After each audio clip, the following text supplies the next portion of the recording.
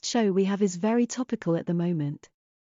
The Men from the Ministry have the job of trying to solve the energy crisis. The Men from the Ministry is a British radio comedy series broadcast by the BBC between 1962 and 1977, starring Wilfred Hyde-White, Richard Murdoch and, from 1966, when he replaced Hyde-White, Derek Guyler. Written and produced by Edward Taylor with contributions from John Graham, and with some early episodes written by Johnny Mortimer and Brian Cook, it ran for 13 series, totaling 145 half-hour episodes and 2 specials.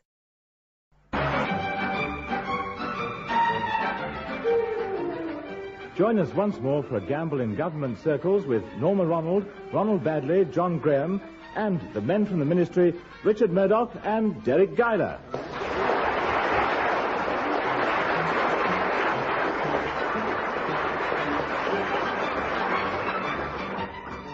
Of all the problems facing the world, the energy crisis is perhaps the worst. And with the nation striving to conserve power, it's comforting to know the ministry offices set an example. In the General Assistance Department, they've never used much energy, but now they're cutting down on fuel as well. Well, I think it's daft. I mean, the girls are too cold to work. Down the typing pool, all you can hear is the chatter of tiny teeth. It's a problem we've all got to face, you know. Now, Mr. Lamb and I are helping the National Power Board. We have to find new sources of power and ways of conserving what we've got. Any luck so far? Well, I did suggest they could save some electricity by scrapping the ministry computers. Well, that's an idea. They never use them anyway. The board didn't agree. They said if we got rid of the computers, we'd have nothing to blame when we made mistakes. That's a shame. Morning, ma'am. Hello, Mildred. Sorry I wasn't here earlier, but I've had a terrible row with my landlady. Oh, have you been staying out after 9 o'clock at night again? No, that's what's so unfair. This was this morning when Mrs. Bratby came into my bedroom to give me my syrup of figs. Oh, really? She got awfully annoyed when she saw my little friend there. Jove, Mildred, he'll be smoking next. Now, don't make fun of Mr. Lamb, sir. If he wants to entertain a lady of the opposite sex in his bedroom, why shouldn't he? Mildred, there wasn't any lady. This was my hamster. Oh, glorious hamster. Mrs. Bratby turned rather ugly. Well, very ugly, actually. She was rather ugly to start with. She said she wouldn't have nasty, smelly creatures in the house and I'd have to go. You'd have to go? If I didn't get rid of the hamster. She seems to feel quite strongly about it. Well, you'll have to get rid of your hamster, too. Turn him loose in the park. Yeah, let him go wild. Wild? He'd be furious. He needs a proper home. But your landlady won't let you keep him. Then I'll sell him to someone who can. I'll put an advert in the staff magazine. What did it say, I wonder? Well, how about for sale, almost new hamster in good running order, only one owner? Oh, morning, everyone. Oh, hello, Mr. Crawley. How are you? Absolutely frozen to the what's-his-name. I wondered if your office is as cold as mine next door. Oh, yes, we're all suffering, I'm afraid. I've had to wear 2 pairs of what's-his-names. Really? Well, see for yourself. Oh, I see. 2 pairs of socks. I notice you're wearing the second pair over your sandals. Well, that's to leave a layer of air in between, you see, thus insulating my feet. Scientifically, it's been proved the best way to keep warm. Thank you for making us privy to your sartorial arrangements, Mr. Crawley. But we mustn't keep you. Oh, no, and I mustn't keep you. You're helping the Electricity Council, aren't you? Oh, you're a couple of live wires, aren't you? See you later, one and all. Unusual fellow, old Creepy Crawley. Perhaps that cold office numbs his brain, Mr. Lennox Brown. Well, we're all in the same boat, Mildred. Everyone's got cold offices. Yeah, except the permanent undersecretary. I bet Sir Gregory isn't cold. He keeps warm chasing his secretary. Yeah, that's true. He likes girls who type fast, are fast, but can't run fast. I think Sir Gregory's a grotty old brute. Oh, there you are. Oh, good morning, Sir Grotty. Sir Gregory. How very nice to see you, sir. Why is Lamb trying to hide behind the hat stand? You weren't talking about me, were you? No, Sir Gregory, we were talking about another old brute. What? Forgive my colleague, sir. The lack of central heating is turning his brain. Oh, is that all? I think everyone's making a fuss about nothing. We've all got to make sacrifices in the interests of economy. Yes, indeed, sir. Stop interrupting, man. Yes, indeed, sir. And that's why I've dropped in to see you. you're supposed to be finding ways to conserve fuel. Have you come up with anything yet? Well, sir, I suggested to the Power Board that the ministries could save more electricity if our offices were only open for, say, 1 hour every week. An hour, Lennox Brown. But think of the amount of work staff have to do. Oh, all right, sir, say 50 minutes. Stop. Stop dribbling, man. I, as it happens, have an extremely practical suggestion for cutting fuel consumption on a national scale. Really, sir? Yes, these neon signs in the West End are sheer waste. Advertising products and shows and so on. You know, you're right, sir. They're blazing away all the time. Well, not any longer. I want you to issue a government order reducing their use by 50%. Perhaps we should be really ruthless and cut it by half. Be quiet, Lamb, and just listen. Send out that order right away, do you hear? Most certainly, Sir Gregory, yes. Well, I shall play my part in this campaign by now switching off all lighting and heating in my own office. Won't you be cold, Sir Gregory? No, I shall be at my club. Now get on with it. I can think of the ideal club for Sir Gregory one. Oh, really, sir? Yeah, a big knobbly one to hit him over the head with.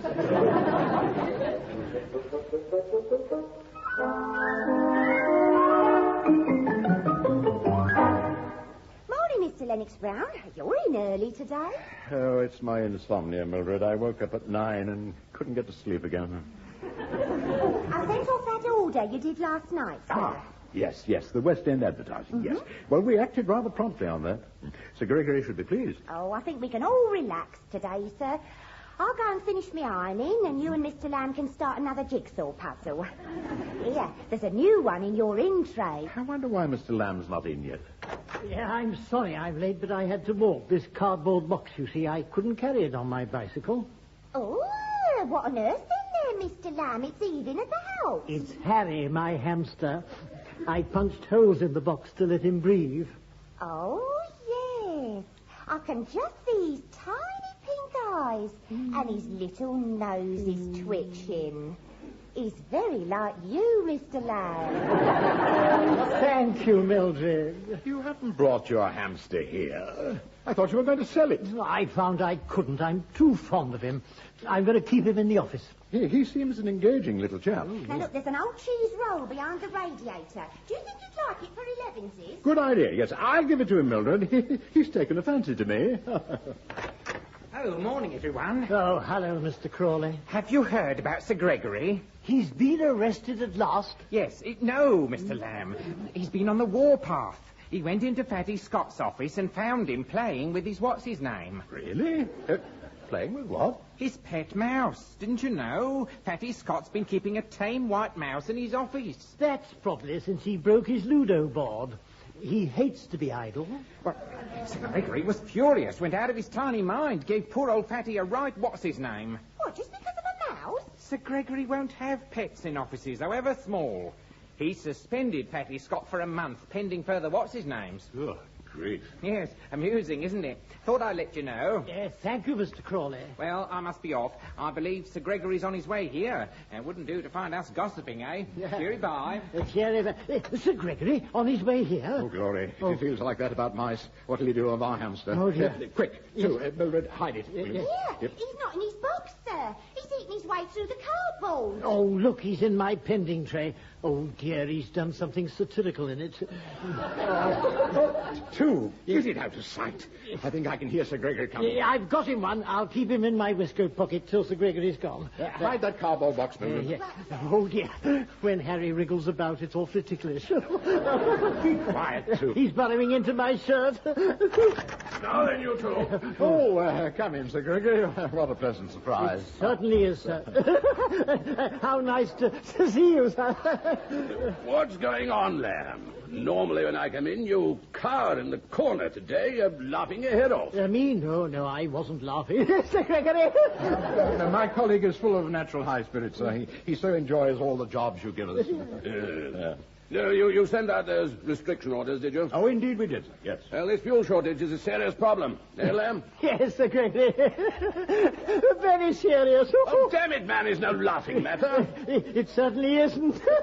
What's the matter with you, Lamb? You keep wriggling and twitching. It's his new winter vest, sir. I mean, the wool irritates him, you see. Well, Lamb irritates me, but I don't wriggle about. I'm sorry, sir. And what's that lump on his chest? Muscle, sir. Yes. Yeah. He's been taking kung fu classes. Muscle? But it's moving about. They aim to keep the muscles loose, sir. Extraordinary business. Miss Murphy, have you a copy of that fuel restriction notice? Yes, sir, I'll get it. Look, you take Harry one. I can't cope anymore. Oh, very well. I shan't make a fuss. No, not up his sleeve, too. What are you two muttering about? Kindly pay attention. Oh, I beg your pardon, Sir Gregory. Now, the PM's greatly concerned about this energy crisis. Things could get desperate. Oh, indeed, sir.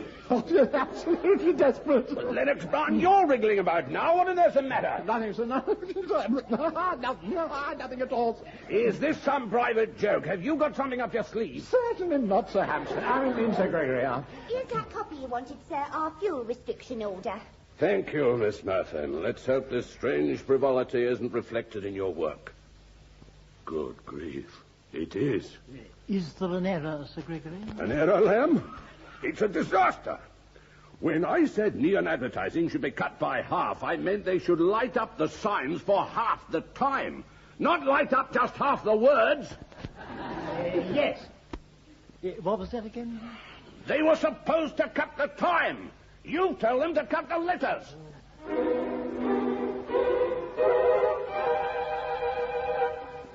Here is the news, read by Brian Martin. There were amazing scenes in London's West End this evening following a new government order restricting the use of electricity. Large queues formed outside a travel bureau which advertised sin in the sun. They dispersed when told the sign actually said Singapore, island in the sun, but not all the letters were lit. There were complaints about the advertisement in Piccadilly Circus, which normally reads, "Get Balfour's stuffed olives." This now says, "Get stuffed." Crowds gathered at the Royal Court, where Sir John Gielgud is appearing in Titus Andronicus. The lights outside said, "John Gielgud in tight knickers." Long film titles have had to be switched on and off. At the Odeon, for instance, everything you always wanted to know about sex has been reduced to a quick flash every 10 seconds. It was a complete shambles, too. You should be ashamed of yourself. Why is it always my fault? It was you that wrote the directive. Possibly, but you licked the envelope. Besides, I was confused by all that fuss with your blessed hamster. Well, we needn't worry about Harry anymore. I've bought him a proper hamster cage with a wheel in it. It cost all my savings, but it's worth it. Oh, it cost all your savings, Mr. Lamb. That's right, Mildred. £2 gone just like that. Still, it's fun to see him racing round on his wheel. Where is the creature now, sir? He's in his cage in the map cupboard. Fetch it out, would you, Mildred? Time we gave Harry his 11s. Right, Mr. Lamb. Ooh, this cage door's open. Yes, I left it open in case he felt too hot. But he's gone. He's escaped What? from his cage. Oh, dear. And I put him on his honour to stay there. Oh, glory, here we go again. I should never have let you bring him here, too. Look, we'll have to find him, won't we, before Sir Gregory sees him? He must be somewhere in the office. Well, come along, then. Start looking, everyone. Get down on your hands and knees. Well, Come on. he's under the filing cabinet. Harry? Harry, where are you? Harry! Look behind the cupboard, too, or perhaps he's under the Yes, carpet. yes. Harry, come on, Harry. It's Harry. time for 11s. Harry, will you come Harry! Good grief! Oh, what the devil's going on? Why are you all crawling on the floor? Why are we all crawling on the floor, sir? That's what I said, man. Are you deaf? Yes, sir. Why are you crawling on the floor? Well, now, yes. I'm glad you asked me that, sir. Yes, we're doing keep fit exercises. Keep fit exercises? Yeah, that's right, Sir Gregory. It's a way of keeping warm now that the heating's turned down. But you were shouting, Harry. Oh, no, sir. No, I was shouting, hurry, you see. Yes, we like to get through the exercises quickly so we can get back to work, you see. Well, I may have misjudged you. I came to talk about that advert fiasco, but I dare say we'll all make mistakes. That's very true. Yes, this Keep Fit scheme is first class. Keep fit, save fuel, stay warm. That's the idea, Sir Gregory. Yeah, exercises on the floor, eh? Capital. I shall try some out with my secretary. Yes. Well, carry on, all of you. Keep up the good work. One, Sir Gregory's pleased with us. Where did we go right? Yeah, I found Harry, Mr. Lamb. He was inside your lunchbox. He burrowed into your veal and ham pie. Oh, just as well Mildred spotted him too. Otherwise you'd have been eating veal and hamster pie. One? Oh, don't bother. No. Put Harry back in his cage, Mildred. You know, if you ask me, he needs a companion. If he had another hamster with him, he wouldn't want to escape. Good idea. Tell you what, Mildred, come with me to the pet shop at lunchtime and we'll find him a chum.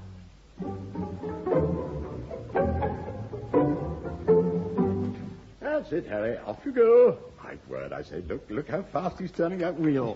He's been so much happier the last 2 months.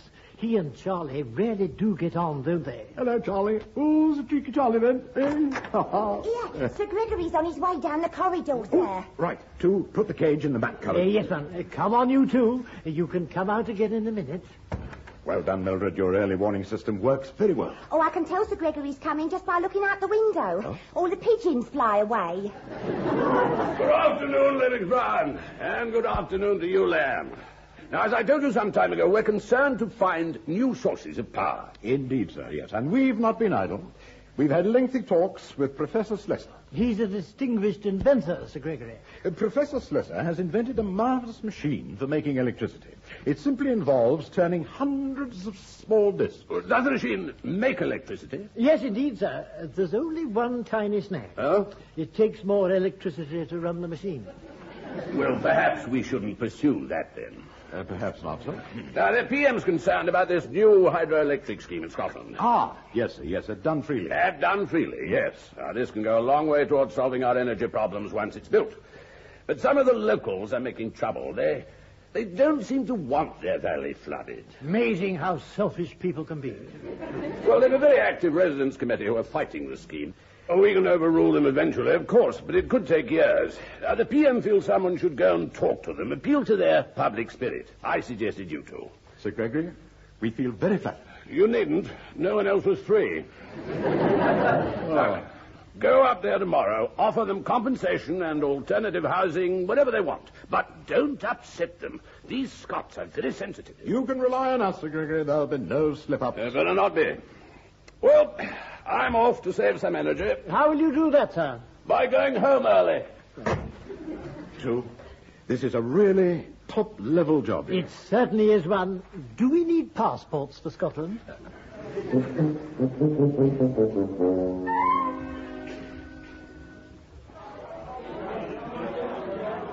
Now, pay attention, everyone. Order! Order! Aye. Well, as promised at Dumfriely, I call on you all to oppose these Whitehall Sassenachs and their plans to flood our bonny wee valley. Mr. Ross, can I say something, Mr. Ross? I said, can I say something? What is it, Mr. Cromarty? If you want to go to the wee laddie's room, you don't have to ask. It's not that. I wanted to say I hope there'll be no violence. I said I hope there'll be no violence. There may be, Mr. Cromarty. I don't trust these ministry men. They'll pat you on the back to your face and hit you in the face behind your back. Pardon? I said pardon? Oh, never mind. Stop twiddling your sporran and sit down. Well, you're the boss, Mr. Ross. Right. Has anyone else anything to say? The lady on my right, Miss McCarver from Lochaber. I just want to say I've no intention of lying down and letting some ministry men get on top of me. Hear, hear. I said hear, hear. We must fight these ministry villains, chase them over the hills and grab them by the trossets. Aye. I'm inclined to agree. Mind, we'd best hear what they have to say first. And I trust you'll receive them with our traditional Scottish courtesy. Good day, ladies and gentlemen. We're from the ministry. I believe you're expecting us. Aye, come in, come in. But before we start, would you like a wee dram? No, thanks. We went on the train. Citizens of Dumfriely, we appeal to you. You don't appeal to me. I said you don't appeal to me. Hold your wish. Let him speak for a second or two. Thank you, Mr. John. In the interests of Britain's future, it has been found necessary to dam your river and flood the valley in order to provide hydroelectric power for the nation. Yes. Any questions? If not, we can go. Not so fast, my bonny wee man. You're asking us to sacrifice our homes, our birthplace, our heritage. We love our wee valley. I said we love our wee valley. With its heather, its trees, its birdsong. Its distillery. Its fields and forests. We won't give up Dumfriely. Offer us what compensation you like. It'll make no difference. Money means nothing to us. £50,000 each. Agreed. When do we get it? Now, just a minute, Mr. Ross. £50,000 will no go far the new. We'd have to buy new houses, don't forget. Not at all, dear lady. The compensation is sheer profit. You'll be rehoused by the government in addition. Oh, my word. Will you rehouse us in Perth? If that's where you want to go. Aye. Perth will suit us very well. Perth, yes. Make a note of that, too. Yeah, I've got an uncle there. It's a very nice place. Yes, all right. Well, I said all along this scheme was a grand idea.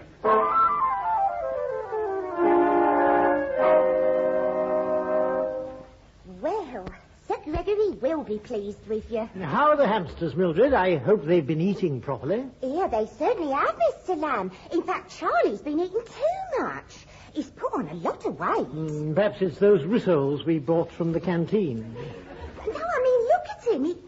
Oh! What is it, Mildred? In the cage. There's lots of baby hamsters. Good gracious, how could that have happened? Well, it wasn't the canteen rissoles. Don't you see, too? Charlie's had a litter. You mean he's not a Charlie, she's a Charlotte?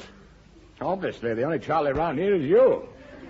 You and Mildred were supposed to buy another male hamster, not a female one. It's hard to tell with hamsters. Well, Harry seems to have managed. No, I don't think we'll ever feed 12 hamsters. We aren't going to try. I've had enough of the whole business. Now get rid of the lot. You mean sell them? Of course not, too. There isn't time. Take them out to St. James's Park and turn them loose. They'll have to fend for themselves. Oh, but Mr. Lennox Brown, please. Don't argue, Mildred.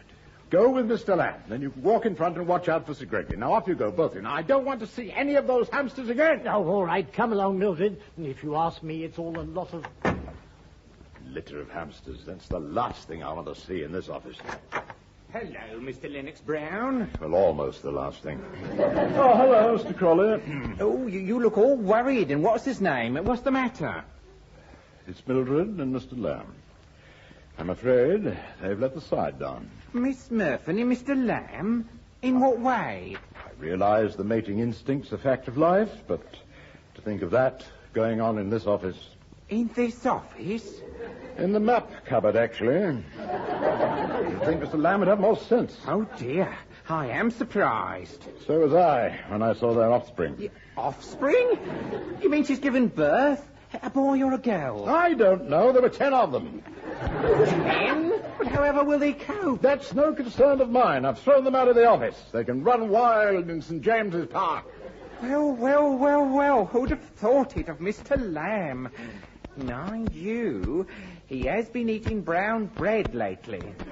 Brown bread? What are you talking about? Mr. Lamb's hamsters had a litter.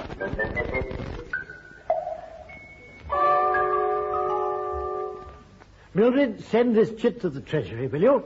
I've done it, Mum. I've bought that estate in Perth. For the people of Dunfreely? Yes. Ah, well done, too. I left it to you, as I know your uncle lives there. Oh, he's been a great help. We've tied the whole thing up in 3 months flat.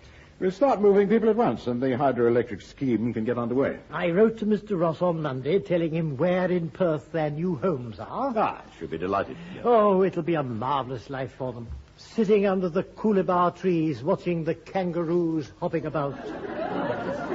Oh, my word, yes. And then, of course, you see, when they've...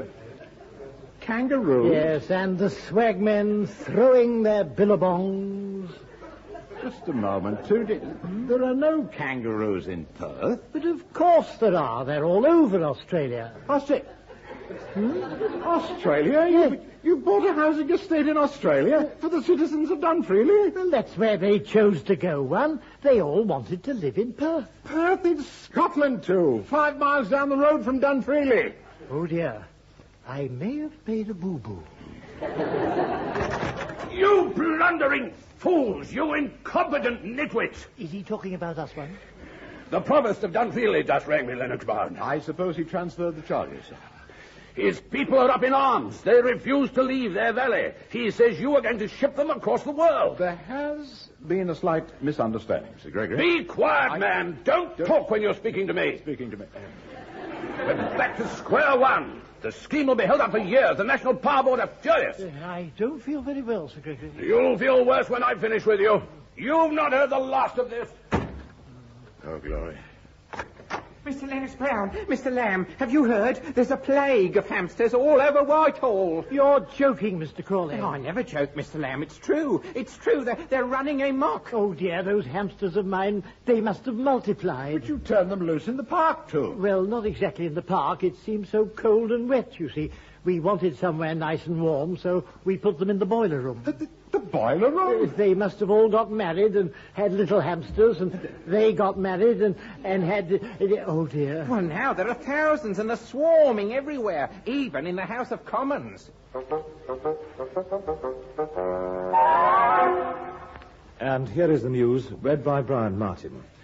There were amazing scenes in Parliament today when, during a Commons debate on the energy crisis, the chamber was invaded by hundreds of hamsters. They were first noticed when Mrs. Margaret Thatcher was thought to be heaving with emotion. But it turned out to be two hamsters fighting under her jumper. Another victim was the Chancellor of the Exchequer, who left the House after one of the intruders had nibbled his manifesto.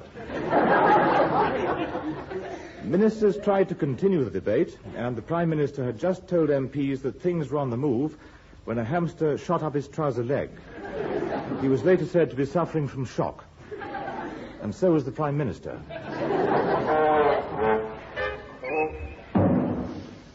How do you spell resignation, Mildred? 1 Z or 2? Are you sure you've got to go, sir? They don't know you started the hamster epidemic. It's not just that. They blame us for that Dunfreely fiasco. The energy crisis is worse than ever. Great news, too. You can unpack your bags. I sold the Power Board an idea that will solve all our energy problems. I don't believe it. Yes, it's true. You remember Professor Slessor's invention for making electricity? It was too expensive to run one. It took so much current to turn those little wheels. That's the point, yes. I found a modification that uses no current at all. No current at all? How do you turn the wheels, The then? wheels will be turned, too, by thousands of hamsters. They enjoy it, don't they, eh? And the Power Board are delighted. Oh, you mean we've invented hamster power? Yes. Oh, one, that's marvelous. And isn't it?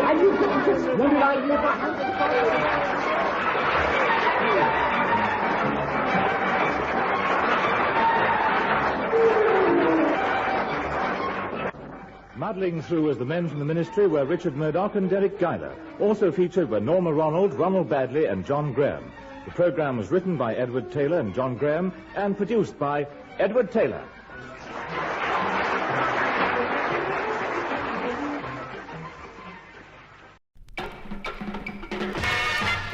All the DJs say this one's on its way. It's the cream of the crop. It's the thing of the pops. Here's tomorrow's top tune today.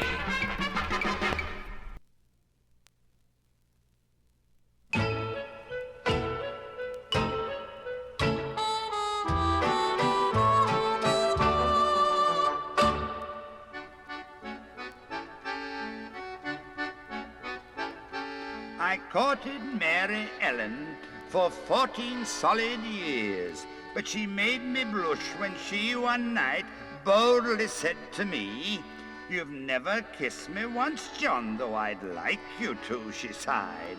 "Why don't you call me pretty names?" I hung my head and cried. I'm shy, Mary Ellen, I'm shy. It does seem so naughty, oh my. Kissing is nice, so I've often heard say, but still how to do it, I don't know the way. So you put your arm around my waist. I promise I won't scream or cry. So you do the kissing and cuddling instead, 'cause I'm shy, Mary Ellen, I'm shy.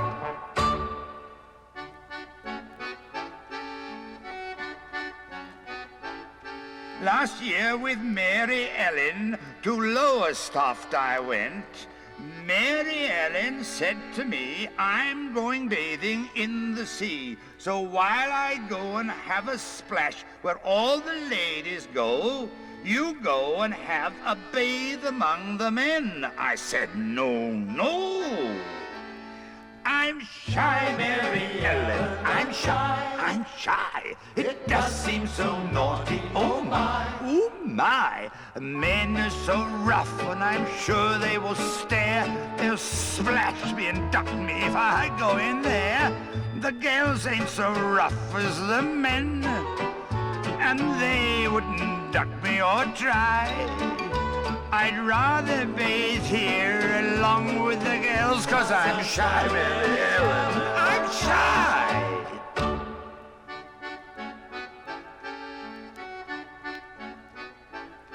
While out with Mary Ellen, we met a 6-foot man. That's the saucy scamp, said she, who last weekend insulted me. Now you just thrash the massive brute. I looked at his 6 feet. Then she said, take your coat off. But I said, what, in the street? I'm shy, Mary Ellen, I'm shy. It don't look so naughty, oh my. I said as I looked at that great-looking chap, if it wasn't for one thing, I'd give him a slap. But look at the ladies about.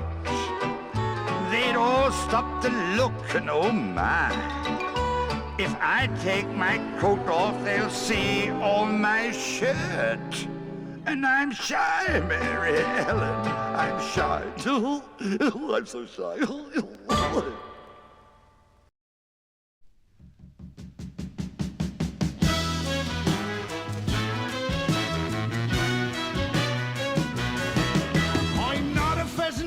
I'm a pheasant plucker's son, and I'm sitting plucking pheasants till the pheasant plucker comes.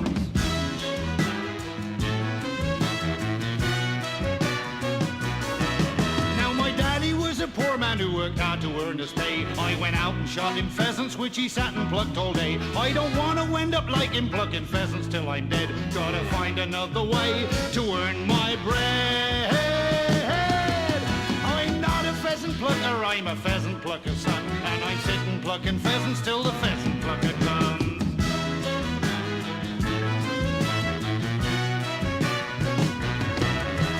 Birds are flying overhead most of the day. Gotta find a target just to make my way. Hey, I'm not a pheasant plucker, I'm a pheasant plucker's son, and I'm sitting plucking pheasants till the pheasant plucker comes.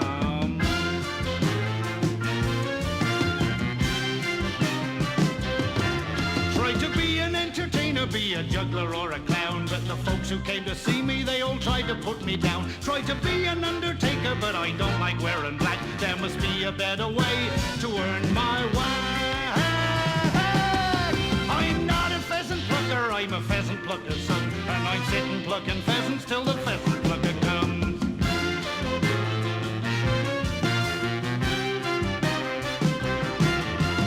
Birds are flying overhead most of the day. Gotta find a target just to make my way. Hey, I'm not a pheasant plucker, I'm a pheasant plucker's son, and I'm sitting plucking pheasants till the pheasant plucker comes.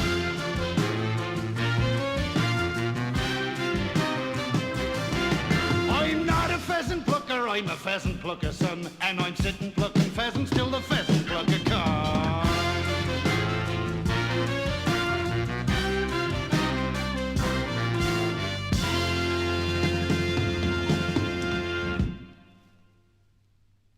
It Ain't Half Hot Mom radio show is a wartime comedy in India, 1945. A British Army concert party is charged with entertaining the fighting troops in the Pacific Theatre during World War II. The Dodge the Column exploits of the Royal Artillery concert party during the Second World War, a motley troupe of thespians whose main objective is to stay as far away from the fighting as possible. This episode is We Are Not Amused. Gloria plays Queen Victoria in a patriotic British pageant, but the men don't realise they'll be playing to an Indian audience.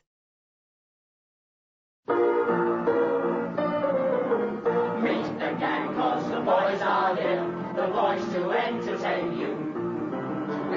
and laughter to help you on your way. To raising the rafters with a hey, hey, hey. With songs and sketches and jokes old and new. With us about, you won't feel blue. So meet the gang, cause the boys are here. The boys to entertain you. B-O-B-O-Y-S, boys to entertain you.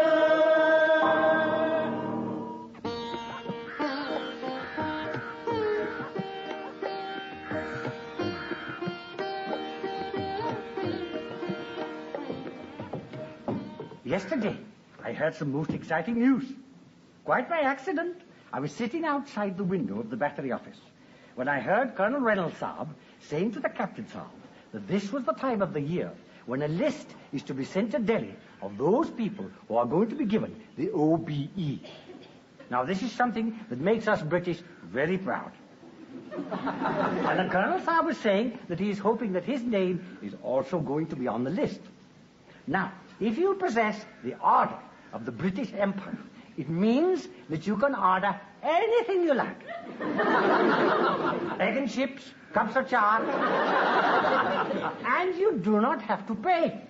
And this gives you great power. Now, if I had the OBE, I would order every morning my mother-in-law to bring me my breakfast in bed. This would be a problem because I sleep on the floor.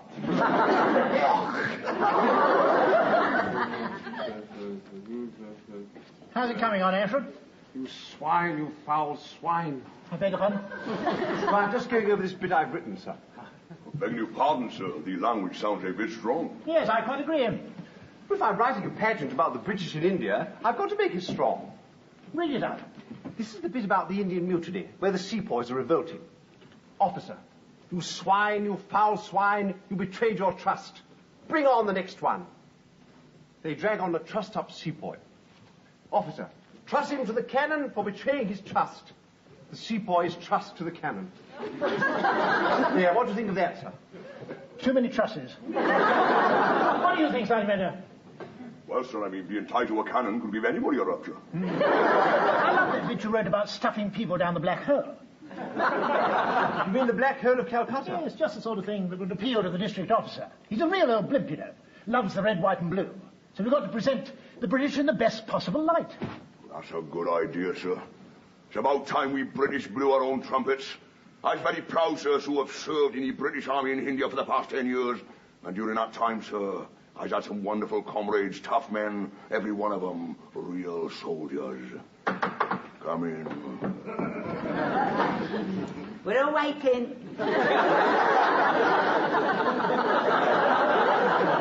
Shut up! What are you talking about? You told me to get the concert party on Friday at 1000 hours.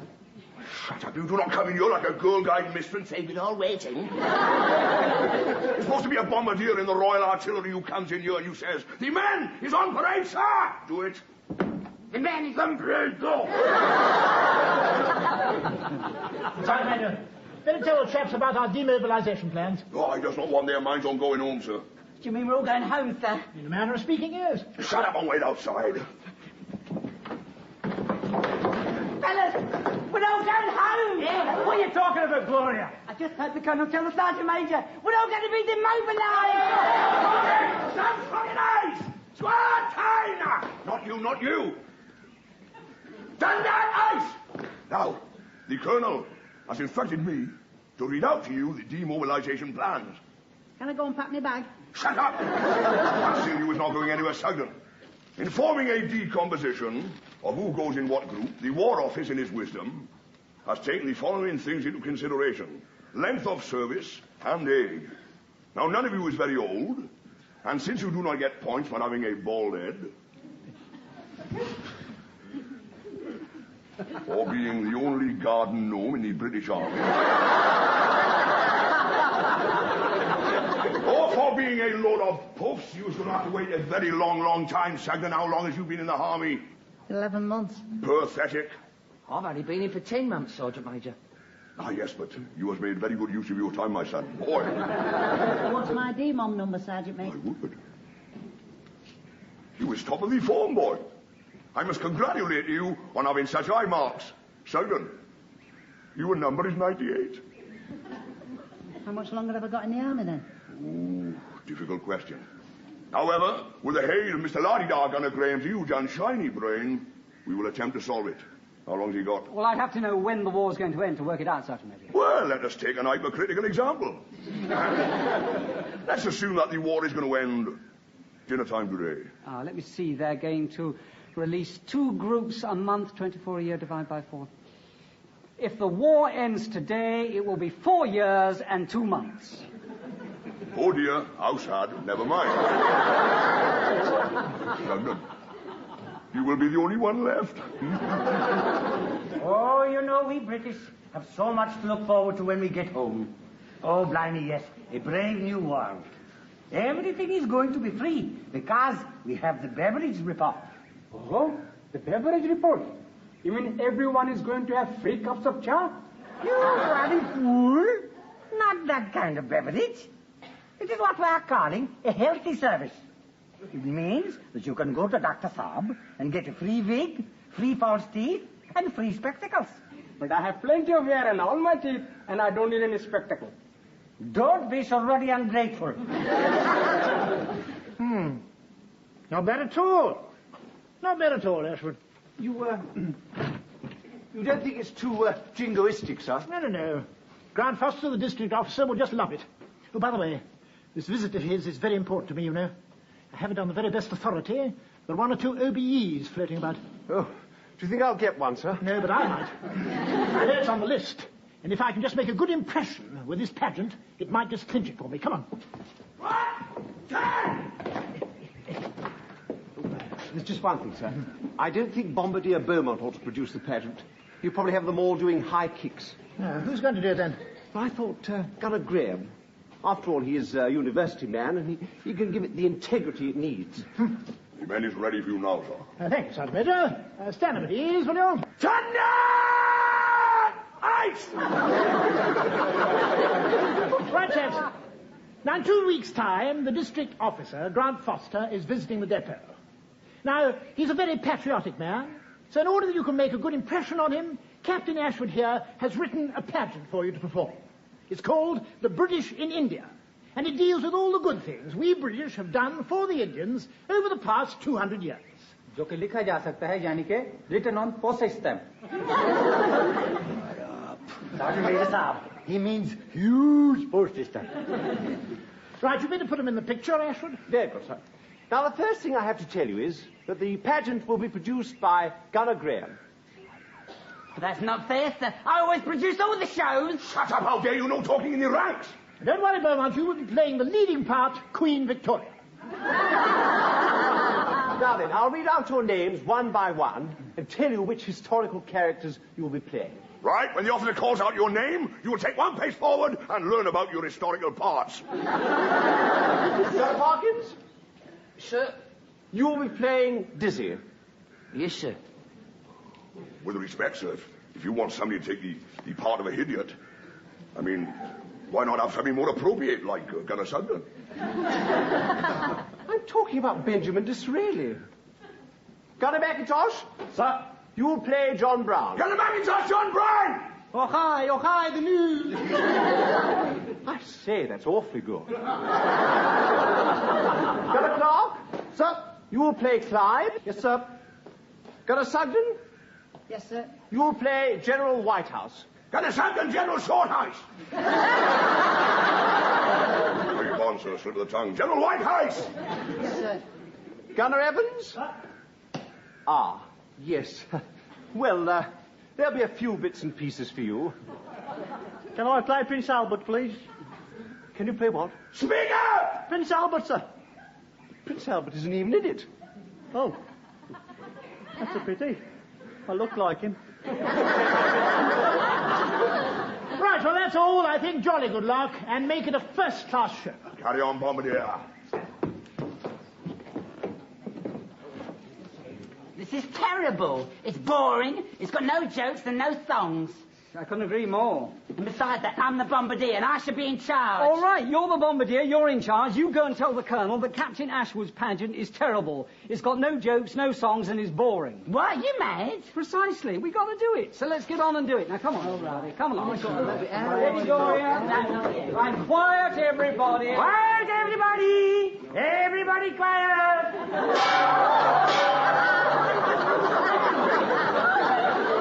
What are you doing? But, sir, I'm the stage manager, so I have to tell them to be quiet as well.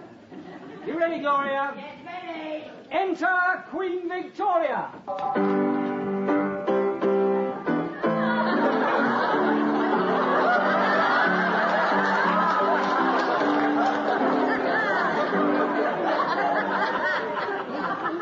Good evening, ladies and gentlemen. My name's Queen Victoria. It doesn't say good evening, ladies and gentlemen, in the script. You're making it sound like a cheap variety turn. That's nice. Cheap variety turn, am I? Let me tell you, I'm proud to have grease paint running through my veins. It's better than being a la-di-da university twit, ponce about all day going, 4-4-4. I'm the bombardier, and I'm going to do it with razzmatazz. Gloria's right. Let's need some razzmatazz. I'll go along with Gloria. Razzmatazz is everything. Yeah, when it comes to showbiz, Gloria's got it up here. You know something? Before he came along, I was useless. Yeah, and he taught me how to enhance my natural good looks with a few deft strokes of grease paint. Oh, Sam, what an overwhelmingly large testimonial you have been given. I see. I've got a marvellous idea. When you come on, you say, good evening, ladies and gentlemen. Right, let's do the entrance again, shall we? Enter Queen Victoria.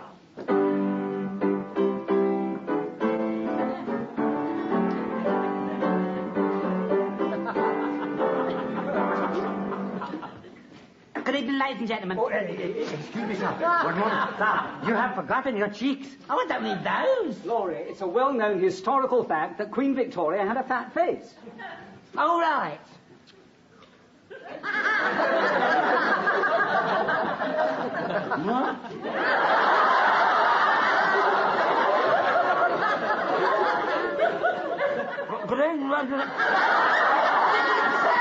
Stop. Why don't you try chapati? Then you can eat it afterwards. All right. Do it without the cheeks. Thank you very much. That. Let me tell you the story of what we British did for the Indians and how we made them civilized. I am the Empress of India. And one day, I was sitting in my study at Windsor Castle, and in came my faithful Highland servant. Ladies and gentlemen, John Brown! John Brown, sir! Good evening, ladies and gentlemen. I am the Queen's faithful Highland servant, John Brown. Keep right on to the end of What are you doing? I'm just getting some Scottish razzmatazz, eh? Anyhow, John Brown was a crawler. I sucking up to the English. Kneel. Then in came my faithful Prime Minister. Ladies and gentlemen, Benjamin Disraeli! Benjamin Disraeli, sir! I am the Queen's faithful Prime Minister, Benjamin Disraeli. I've vain already. What does that mean? Well, he was Jewish, wasn't he? I can't go on. I've had enough. I've had enough. It's a travesty. It's rubbish, rubbish. I could write a better page than this thing on the Get card. on with it. I will not get on with it. It's rubbish. Oh, thank me for the face armor. I'll do it. I'll do it because I am a pro. Let me tell you the story of Clive and the black hole of Calcutta. I think I'll stand up for this next bit. The page of history turns. Page of history turning, sir. And England and Scotland. Well, tonight's the night, Ashwood. I expect you're feeling nervous. Yes, I am rather, sir. You know, I've been thinking, if this pageant is a success, after the war I might chuck up my job in Civvy Street and become a playwright. Steady on, Ashwood. I shouldn't do anything too rash. The question I have to ask myself is, how good am I? Ah, well, what do you think, Sergeant Major? Yes, Sergeant Major, you read it. I mean, I'm asking you, as a man in the street, what did you think of it? Well, sir, I do not know much about the playwriting. And to be fair, I don't think he was quite in the class of Noel Coward. Or Somerset Maugham. But I love that bit about stuffing people down the black hole. How perceptive are you, Sergeant Major? That scene is the key to the whole thing. Mind you, it wasn't easy. I was up for 2 nights wrestling with it. I had to say to myself, what would my feelings be if I was stuffed down that black hole? I shouldn't say that you'd like it very much, Ashford. Exactly, sir. That's the answer. I wouldn't want to go down there. Now, there's this chap standing outside the black hole and not wanting to go down there. Now, what would he say? Then it came to me in a flash. He'd say, please don't stuff me down that black hole. Please don't stuff me down that black hole. Please. Am I interrupting anything? No, not at all. Come in. Good morning. My name's Collins. I'm the LO to the district officer. Ah, good morning. I'm Colonel Reynolds, Captain Ashford, Sergeant Major Williams. Oh. Well, I just popped over to settle the last-minute arrangements for tonight. Oh, good. Well, the concert party are having their dress rehearsal this afternoon. Would you like to watch it? Oh, rather. I shall enjoy that. Oh, by the way, who's written this pageant? Captain Ashford. Oh, I say. Hey, are you one of these writer chappies? Well, in a way, yes. I dabble a bit, you know. I say, do you really? Perhaps we could discuss it over some lunch. Oh, rather. I shall enjoy that. Rather, I shall enjoy that. I'd like to stuff them all down the black hole.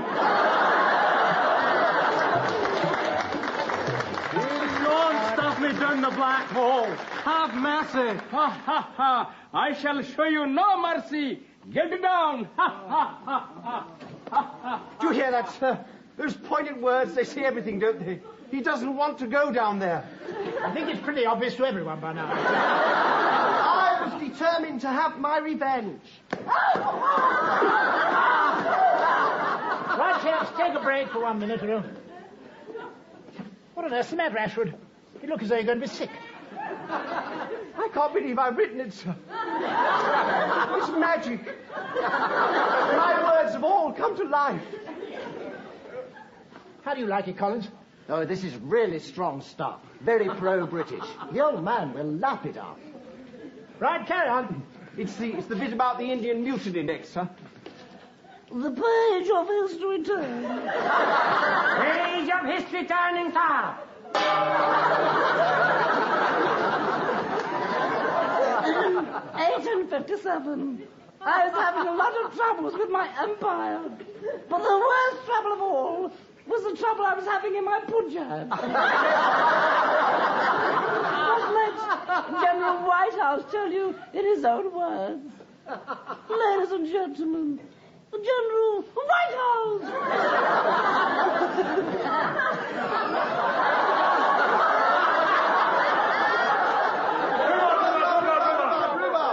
Just what is all that noise out there? General Whitehouse, your sepoys are revolting. I never heard anything like it in all my life. But he is refusing to bite on this greasy cartridge because of his religion. Stuff and nonsense. Take it, my man.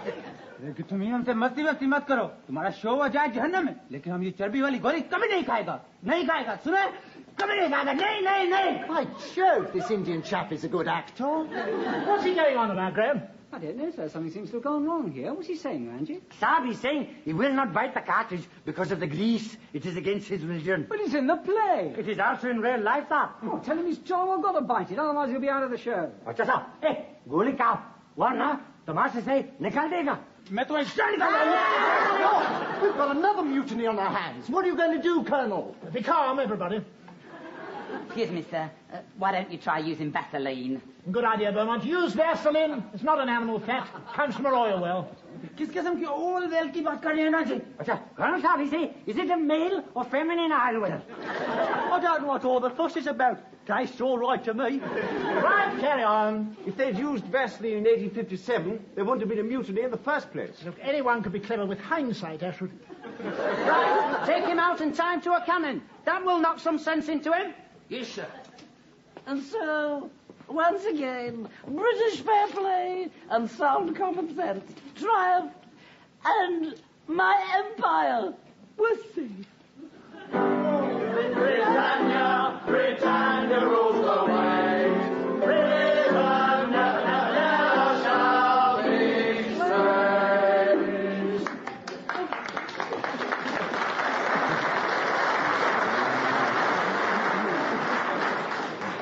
Do you think Grant Foster's going to like this? Oh, he'll go for it all right. It's real patriotic blood and thunder stuff. Just his cup of tea. And I must say, you know, it's got a sort of naive integrity. Naive integrity. Hear that, Ashwood? Thank you very much. Mustache. See you tonight. Excuse me, sir. I must just have a word with my cast. What do you think of it, Sergeant Major? Well, sir, I do not wish to desiccate Captain Ashwood's work, but I've never seen such a load of old twaddle in all my life. Don't know where to go to. Why don't you go where? How do I look, Mohammed? Oh, beautiful, Sab. But there is one thing missing, Sab. Oh, what's that? I have seen a statue of Queen Victoria in Bombay, and she always has a pigeon on her head. Why do you not have a pigeon on yours? Oh, shut up, you Burke. Now, Ashford, as soon as Grant Foster gets here, we'll give him a few drinks, take him out there, show him the show, and then take him back for a slap-up dinner, all right? That should put him in a good mood. Now, Collins, just in time for a drink. He's not coming. What? Grant Foster, he can't come. He's sending his deputy. Well, that's not much good. It certainly isn't. He's an Indian. An Indian? Well, can't we change the show, sir? No, there isn't time. Oh, Lord, what shall we do, sir? Sergeant Major, go and tell the concert party to get through the show as quickly as possible. There's just a chance if they speak fast enough, this Indian chappie won't know what on earth they're talking about. Right, sir. But that's no good. This Deputy Patel's an Oxford man. He speaks perfect English. It's all your fault, Ashford, writing this jingoistic rubbish. But you said you liked the bit about stuffing the people down the black hole. Will you shut up about the black hole? You're obsessed with it. The whole thing's absolute piffle anyway. Piffle? But you said it had naive integrity. I'm shattered. Bang goes my OBE. What OBE? I understood my name was on the list. Yes, it was. But this chap Patel crossed it off. Damn cheek. In that case, I don't care if he does see the pageant. You'd better care, sir. This could cause a serious diplomatic incident. Now, I should lose my job, and you could face a court-martial. Ah, yes, good evening, sir. Yes, do come in. This is Colonel Reynolds and Captain Ashwood. Good evening. May I present my wife, Mrs. Patel? Good evening. Can I have you a drink? No, thank you. We do not drink. It is against our religion. Oh, yes, of course. Well, it's jolly nice of you to come along and see our little show. I didn't want to come. I've got quite enough work to do as it is, trying to clear up some of the mess you British have made. Oh, well, in that case, perhaps you'd rather not see it. No, now I'm here. It is my duty to see it. Right, now listen, fellas. The Colonel wants us to get through the show very quickly, so everybody speak fast, right? And Padamusi's going to play the piano very loudly, so nobody can hear what we're saying, all right? And when I come on, do not play Royal Britannia. Well, what shall I play, then? Play what you usually play for a cheap variety turn. Right, sir. If you and the miss, you and your lady would care to sit down by here, sir, the show will commence. I just wish the ground would open and swallow me, sir. Ladies and gentlemen, welcome to the show. Tonight we present...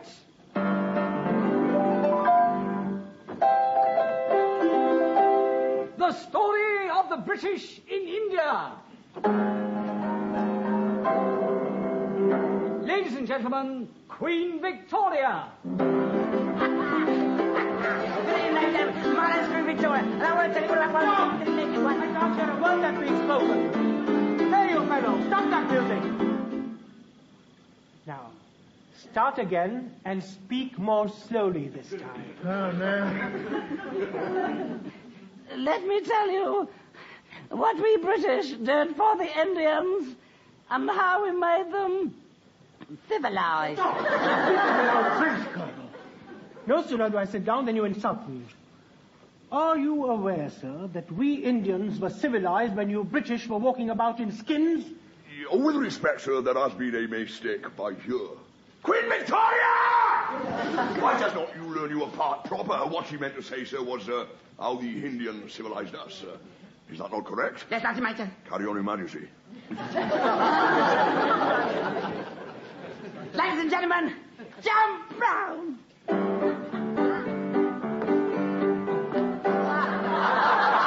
Ladies and gentlemen, I am John Brown, the Queen's faithful Highland servant. Och-I the new, och-I. Ladies and gentlemen, Benjamin Disraeli. I am the Queen's faithful Prime Minister, Benjamin Disraeli. And he was the first British Prime Minister who was a Hindian. His real name was Ben Ahmed Doolally. This is not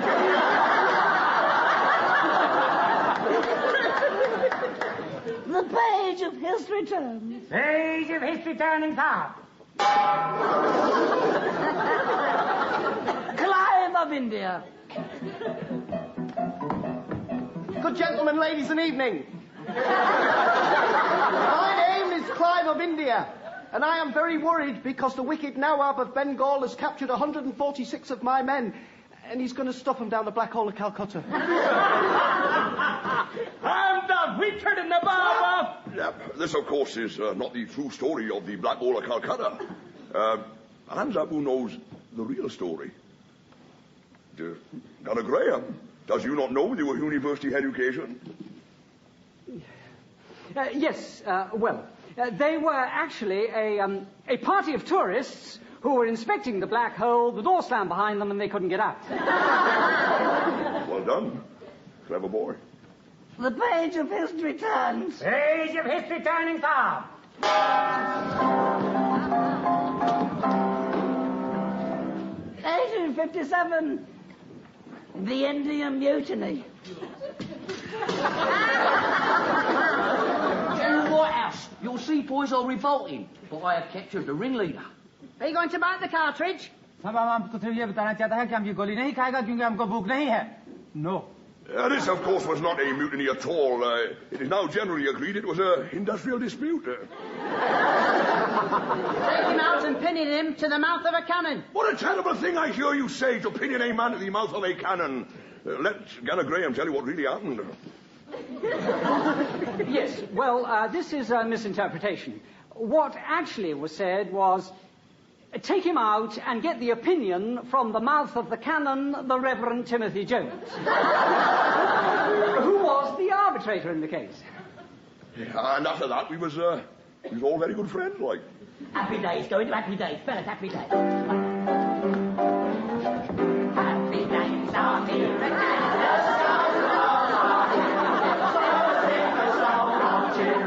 Happy days are here again.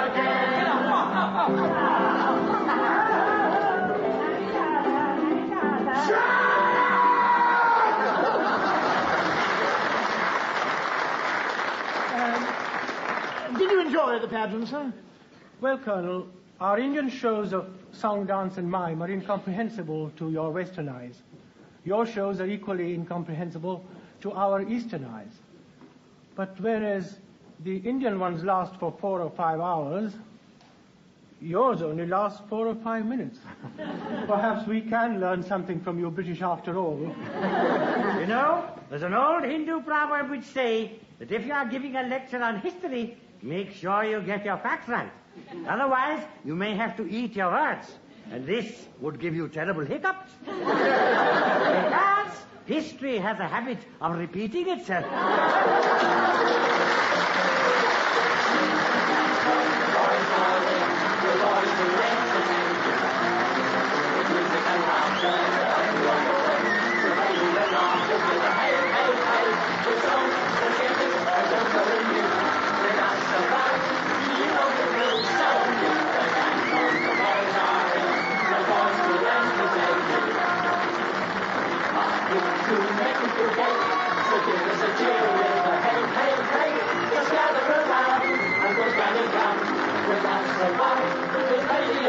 So meet again, cause the boys are here, the boys to entertain you. B-O-B-O-Y-S, boys to entertain you.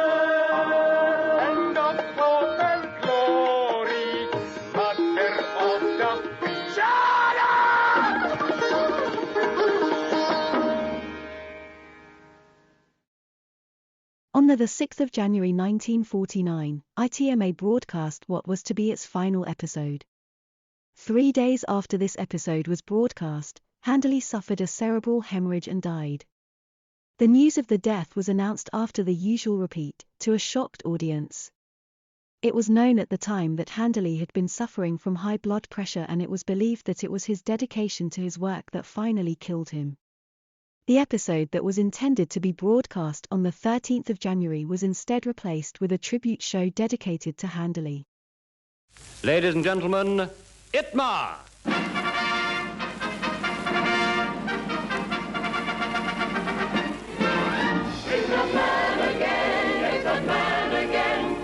Tommy Handley is here. He's happy now that leap year's passed, and New Year brings him safety at last. Matrimonial wise we will greet with smiles all offers near this land, and fancy free he still will be that man again. I hate dusting these blinking vases. Da, da, da, da, da, da. Blimey, that's done it. Oh, Mrs. Dirt, you've broken Mr. Handley's lovely china ornament. It's the one I gave him for Christmas. Oh, so you're his aunt, are you? Me, his aunt? Well, I was here when it come and he said, fancy sending me this, my giddy aunt. So long. Careless woman. Hello? Oh, hello. Can I speak to Mr. Handley? You cannot. He's not at home. Who are you, may I ask? Do you know if he's very terribly busy tonight? He's not being allowed out tonight. Are you his mother? Oh! I've never been so insulted. First his giddy aunt, now his mother. What next, I wonder? Granny by gaslight. Hello, folks.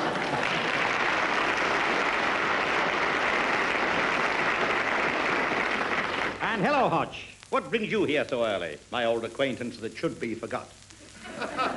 Mr. Handley, I resent your reference to my age. That at least is my own business. Well, you've been in business a long time.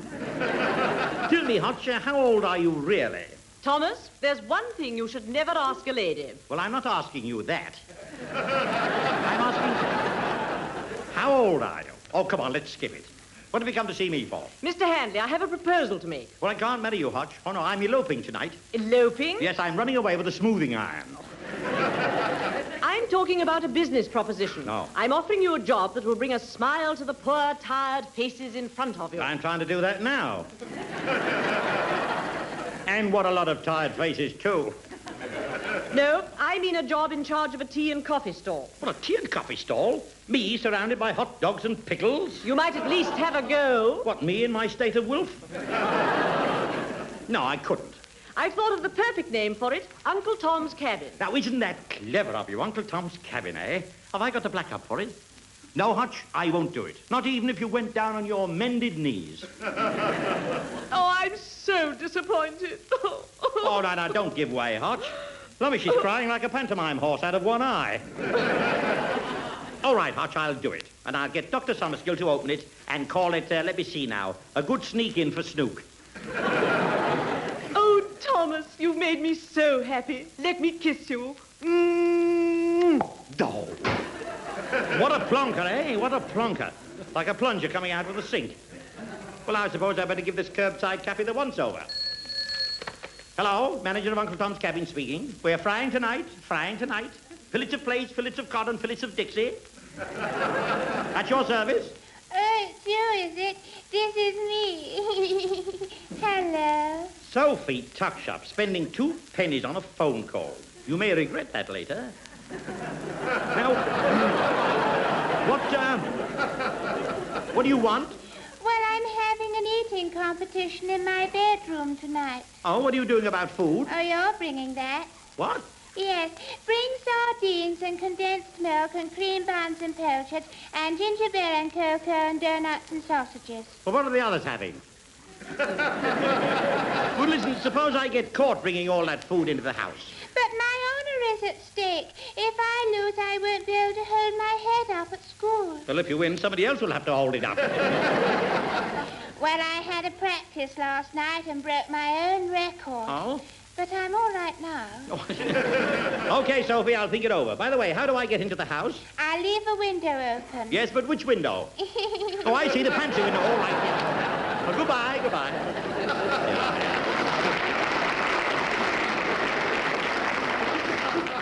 What have I let myself in for? Fancy me carting tuck for Sophie.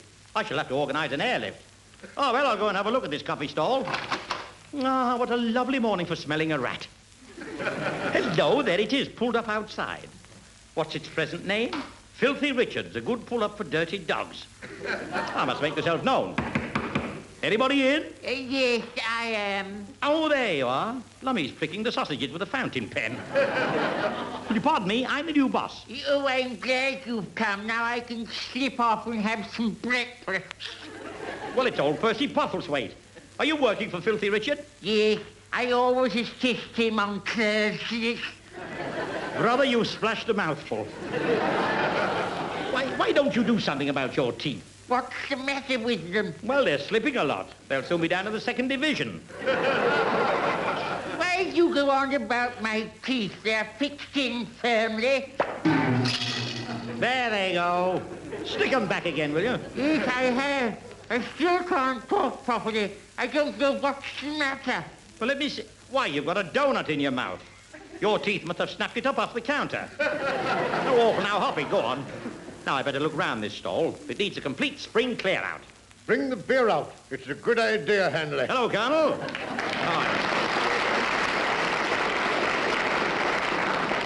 You look shocking. Have you been drinking Edgware Road whiskey?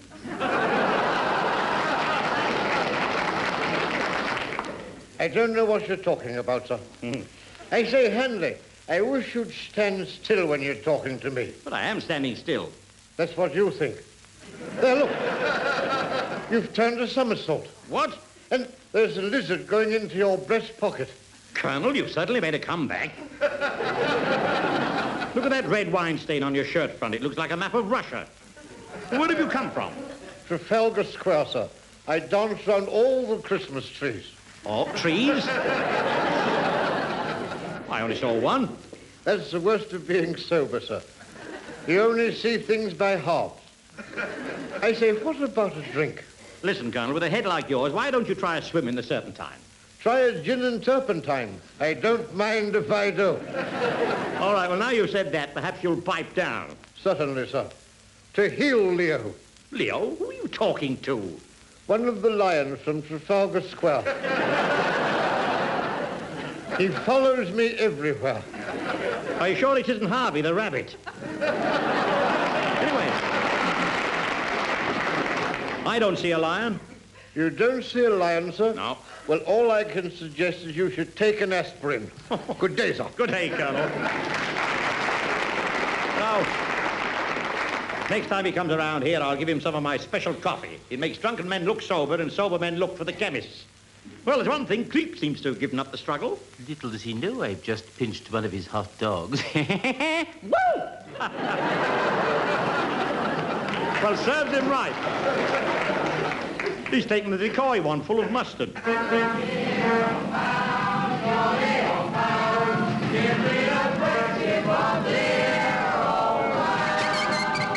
Hello, here's a rowdy shadow party coming in. I must get rid of them.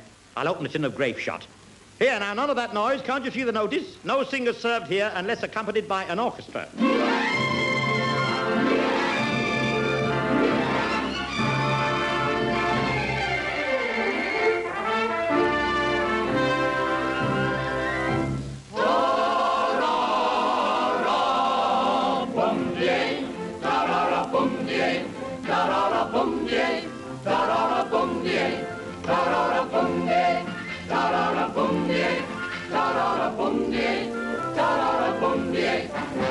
A sweet tuxedo girl you see, green of swell society, fond of fun as fun can be, when it's on the stick duty.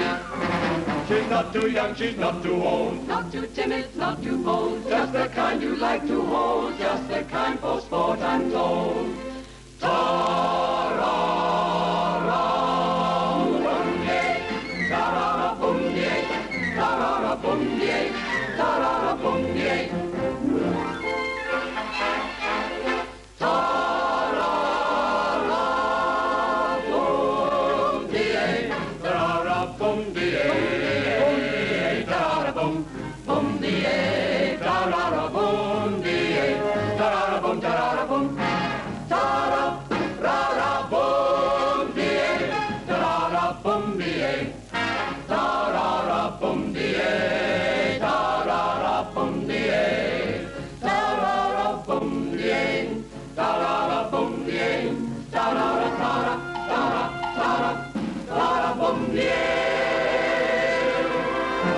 chick ta boom, ta da boom chick ta boom, ta ra ta ra ta ra ta ra boom, dee ta ra boom, dee ta ra boom, chick boom, chick boom, chick boom, chick boom, ta ra boom, dee.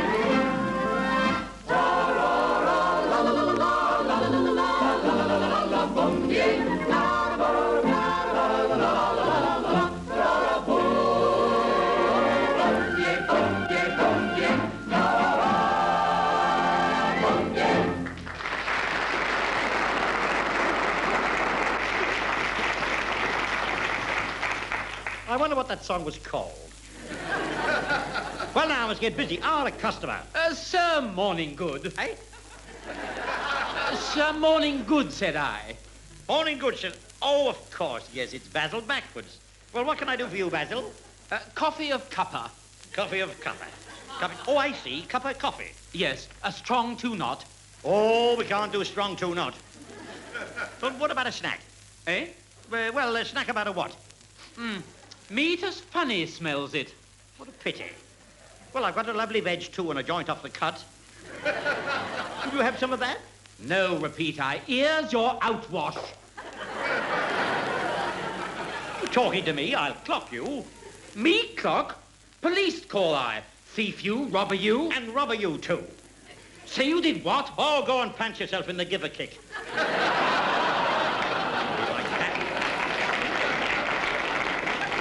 The Blackwoods Club, coming in here with that third program stuff. Next, what? Well, now I better get this place shipshape before I meet any more purveyors of inverted verbosity.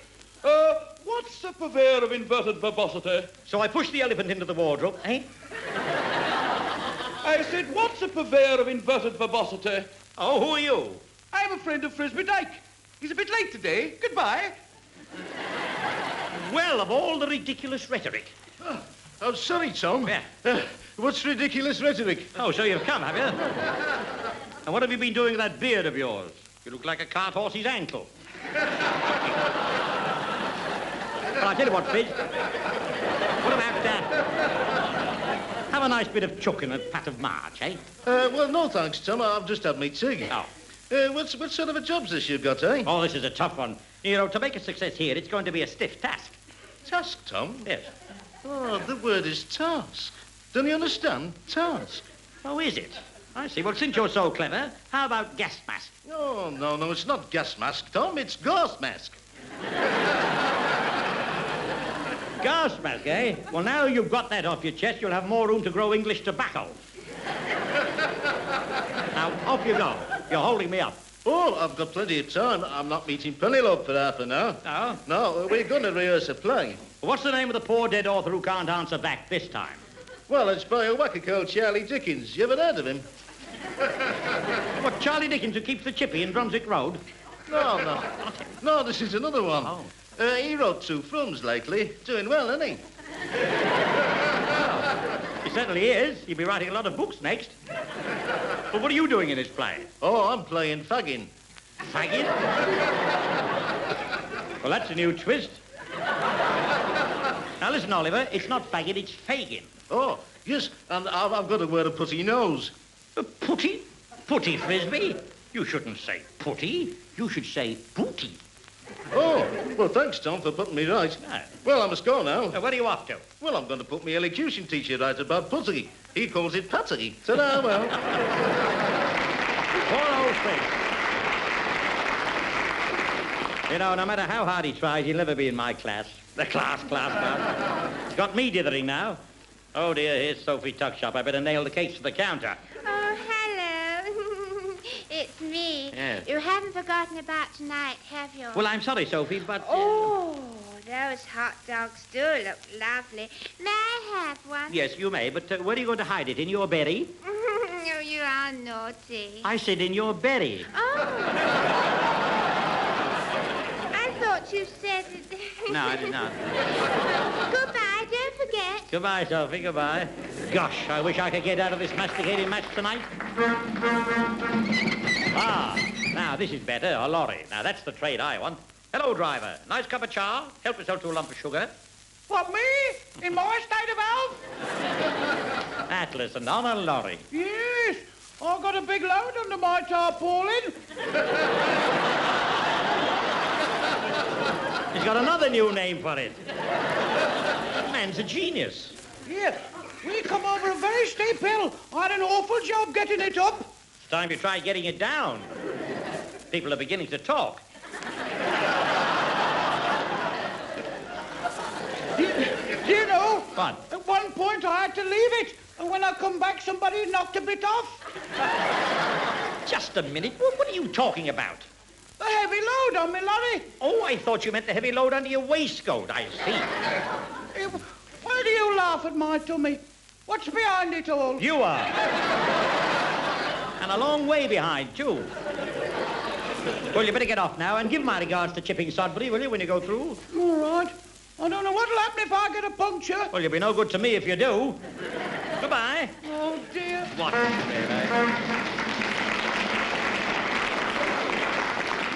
What a funny fat man he is. You know, I don't know how he keeps it up week after week, unless he uses the back of a chair. You see, you know, I haven't sold a thing yet. Hello. Oh. A cup of tea, please. Oh, certainly. Would you like it in the tea lounge at the back? A tea lounge? Well, it's really a tea chest with a little oil lamp in it. You'll find it nice and quiet. There'll only be you and two rabbits. Would you, sugar? No, thank you. All I want it to be is hot and strong. Certainly, madam. Now, where's the urn? Ah, here we are. Dear. You know, I didn't know my own strength. I didn't really.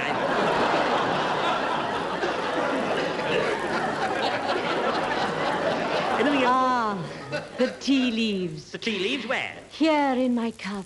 How wonderful. Well, it certainly is in this tea. I read the tea leaves. I see a rather charming man with glasses and a quiet tie. Yes. He's getting married to a tall, dark, slim girl. Yes. And then I see him later on, surrounded by a large family. Here, let's have a look at that cup. I thought so. You're not reading the leaves, you're reading the stalk. Well, goodbye. Where are you going? Well, I'm going to Portland Place to watch the people come out of the broadcasting house and catch them at the same time. They're so hungry they'll eat anything. I say, do you mind awfully if I do my stuff here? Your stuff? Yes, I'm doing a bit of recruiting, you know, army now. But I can't hear a word you're chewing. What do you propose to do? Well, as a matter of fact, it's rather frightful, really. I've got a band with me. Oh, a band? Oh, what's your name? Pogworthy Proudfoot, known as Poggles. Poggles? Do you mind trifling if I call you Poggles? I'd be delighted, my dear fellow. Would you mind trifling if I got cracking? My dear Poggles, you can crack off as soon as you like. Thanks really appallingly. Ben Master! Hello, Tommy Bach. Good heavens, Ray. He does look smart in his new uniform. Doesn't he, Poggles? Ben Master, get your haircut! Thanks, Poggles. I've been wanting to say that for a long time.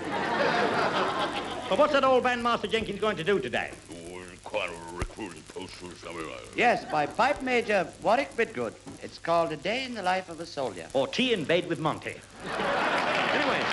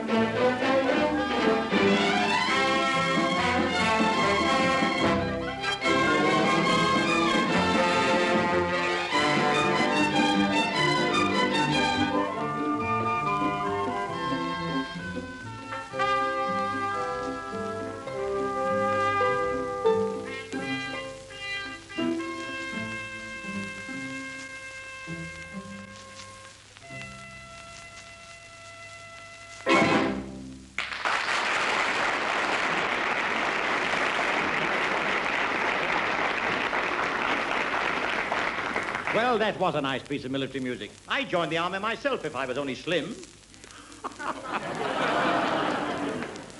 Now, what was my good deed for today? Oh, I know, smuggle some food through Sophie Tuckshop's window. Hey, mister, give us a cup and a slice of thick, will you? Hello, it's young Woodley. Can you pay for it? Me? I got money to burn. Oh, have you? Well, lend me a fiver. I want to light the stove. Where do you get this money? Medicine bottles. Medicine bottles? What, you mean collecting them and selling them back to the chemist? That's a kid's game. I filled a bottle with coloured water, dropped it in the gutter and started to cry. Oh, then what do you do? Well, when the old woman comes along, I says, here, I've gone and lost me mother's medicine. And she gives me $50 to buy another one. I wish I'd thought of that. I'd have been in Harley Street by now. Well, listen, you, I'll warn the police about you. You do, and I'll tell you what to use for coffee. You dare. You know, dear, I wonder where his schoolmaster is now. Well, what a boy, what a boy. Javier, what's this apparition coming along? I shall never drink my own cocoa again now. It's all right, sir. It's only me. Mona, in a gold crown and purple velvet coat, sitting on a water cart. What's the idea this time? It's the carnival, sir. Oh? They've made me Miss Waterworks in 1949. Miss Waterworks, eh? You must pump up and see me sometime. Well, how did you come to be chosen? Little sent in a photo what he took at Southend of me leaning over the wall. Eh? Well, that's a backhanded compliment, isn't it? Well, it must have been, sir, because when the mayor saw it, he said, this one's got a nice, comfortable expression. Well, I have no answer to that one, but I bet the Lady Mayoress took a dim view of it. Well, what do you have to do? Well, sir, my throne's on a water cart, and I'll drive round to each reservoir and say my little piece. Oh, really? Well, let me hear it. Right, sir. Oh, water, sparkling water, a boon to both the sexes. You slake the thirst of Stafford Cripps and wash the schoolboys' nexes. Who wrote that, T.S. Eliot? No, sir. Mr. Drip, the sanitary engineer. Well, you certainly move in the best circles. Well, have you been crowned as the Queen yet? Yes, sir, twice. Once in the town hall and once in the kitchen when I got home. In the kitchen? Yes, sir. Little did it with a frying pan. Yeah. He's dead against water. The very sound of it makes him mad. Well, it's very awkward when you want a bath. It is, sir. When I turn the tap on, I have to deaden the noise by letting the water run down the arm. I've done that too, you know. Well, he's a terrier.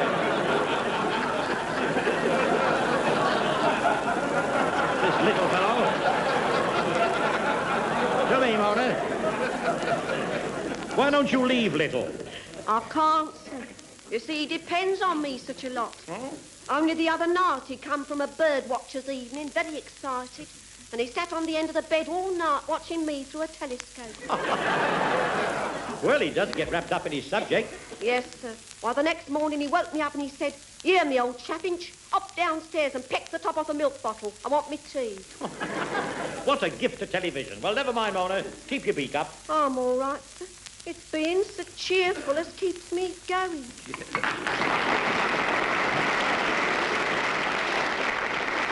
Poor old Mona. I wonder what the time is. Thank you, Ben. Thank you very much. Anyway, it's time I took the tuck along to Sophie's. Now, how can I get the swag in without being caught? I know nothing about cracking cribs. Then send for Paul Tremble. Of course, the very man. Cool as cucumber. Now, I've got a dangerous mission tonight. Can you pick up clues? I can pick up anything. What's that? I'll pick that up later. Now, come with me. Come with me to the scene of the crime.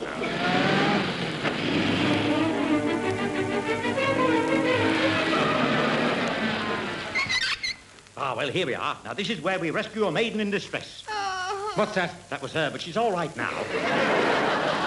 Now, come on, open the window. Oh, Tommy, is that you? Yes, Sophie, I've got the swag in a bag. Oh, I say, are you any good at running? Oh, no, I'm getting too old for that. Oh, what a pity. There's a policeman just behind you. What? Goodbye. Goodbye.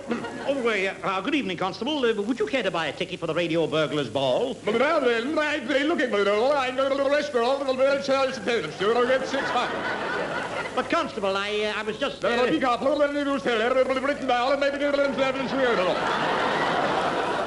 Constable... But, Constable, I wasn't breaking into this house. But who said anything about breaking in? You left your car unattended. My car unattended? But aren't you going to arrest me for forcing the window? What a turn-up for the crooks.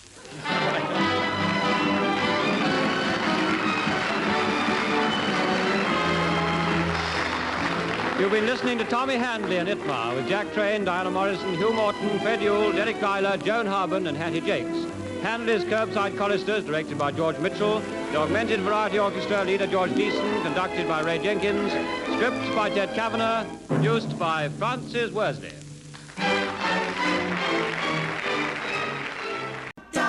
Listen in your office, in your car, or even your neighborhood bar. You can listen with your whole family. Do-ah.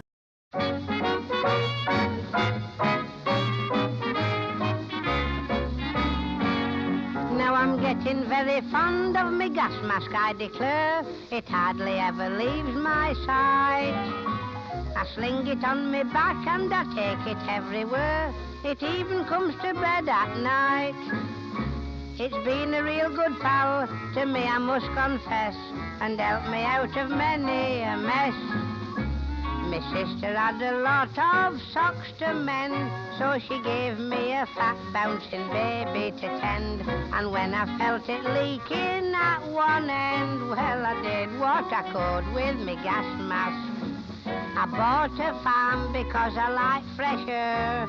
At milking time I tried to do my share. And when I found the book it wasn't there. Well, I did what I could with me gas mask. The lady living next door, Mrs. Hicks, she heard the sirens blow one morn at 10 to 6. She dashed outside in nothing but her nicks, but she knew what to do with the gas mask.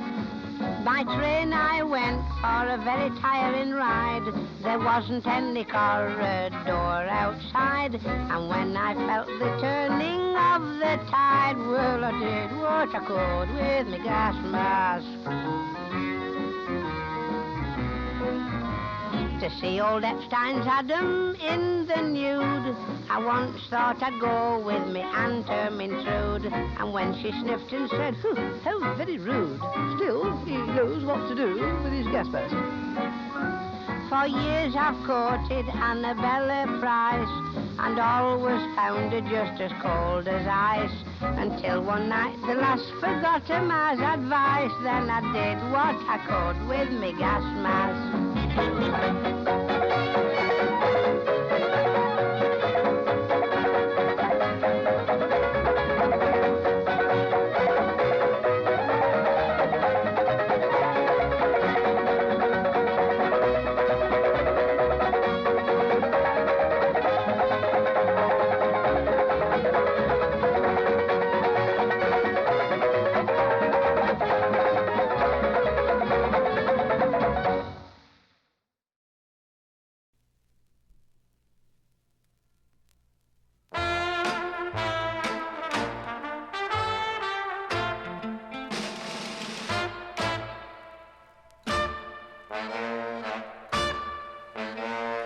Lost a week down at alley came a toff, nice old geezer with a nasty cough. Sees my missus, takes his topper off in a very gentlemanly way.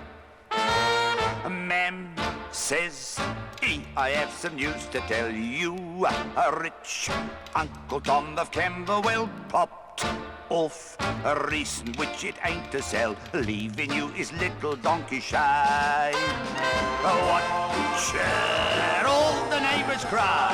Who you going to meet, Bill? Have you bought the treat, Bill? Laugh, I thought he should have died and knocked him in the old pit road.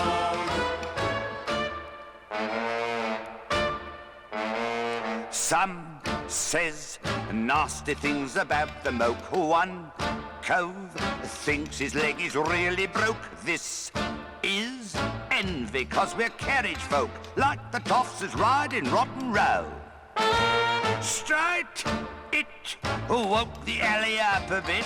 Thought our lodger would have had a fit when my missus, who's a real wit, says I hate the bus because it's low. Watch all the neighbours cry.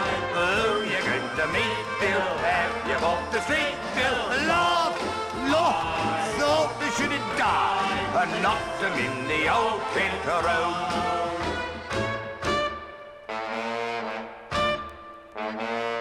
Every evening on the stroke of 5, me and Mrs. takes a little drive. You'd say, wonderful they're still alive, if you saw that little donkey go.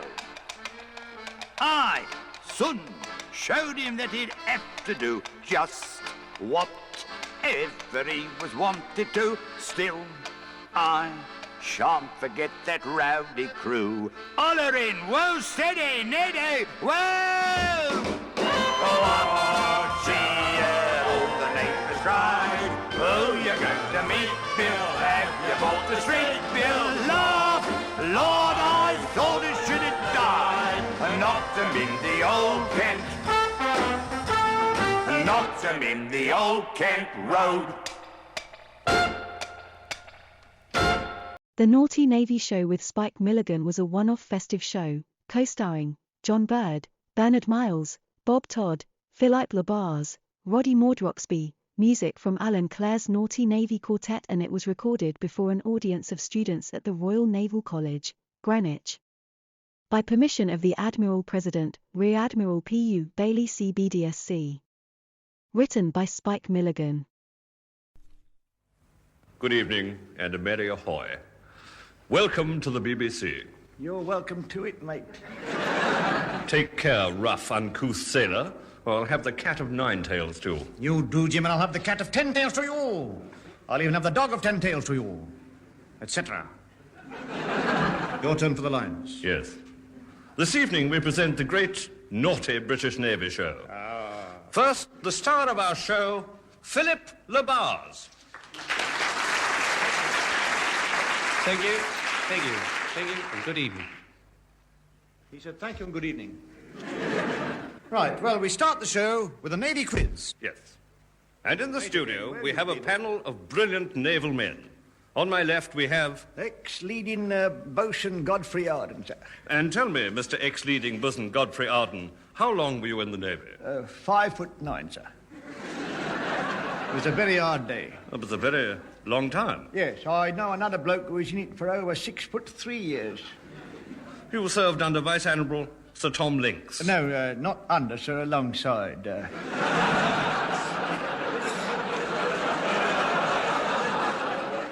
You have to be careful these days, you know, sir.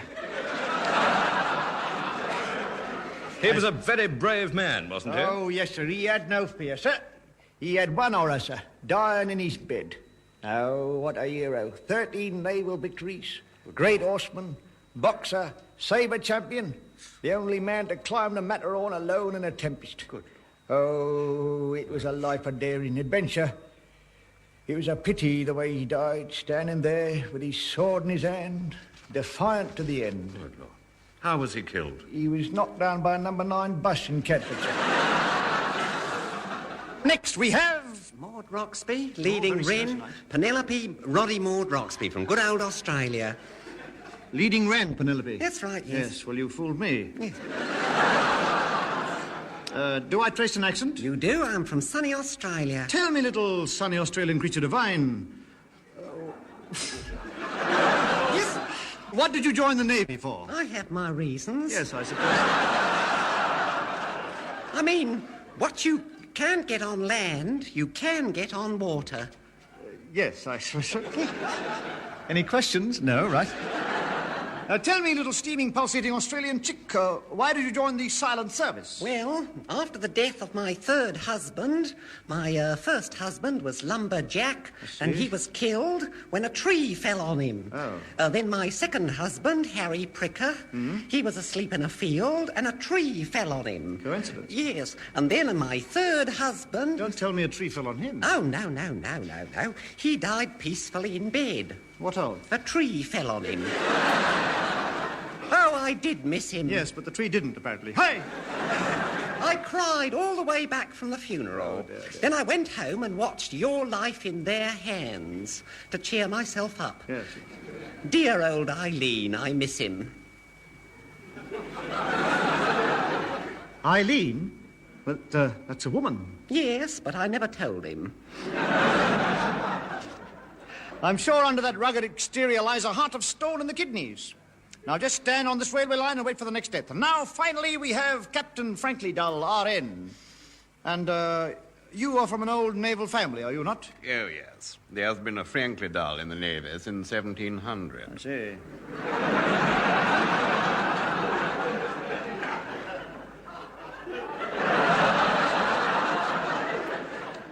He must be getting on now. And finally, in our panel of naval experts, Commander Daniel Orange, who comes from a long line of, wait for it, naval oranges.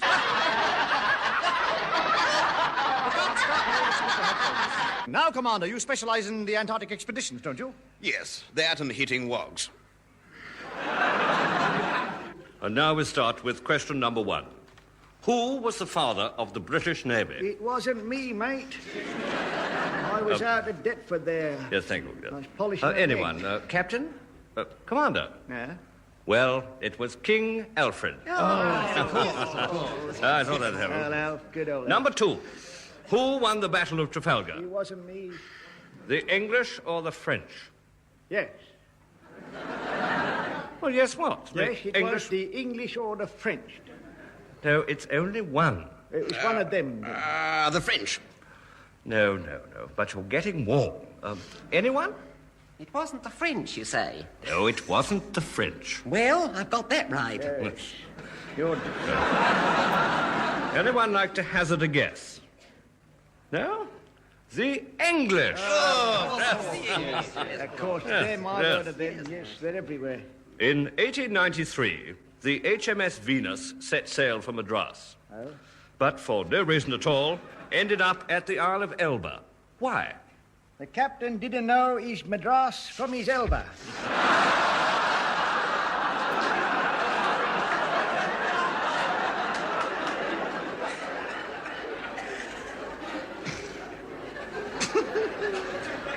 Correct. And you win this ticket for a free burial at sea. Don't bury me at sea, sir. I can't swim.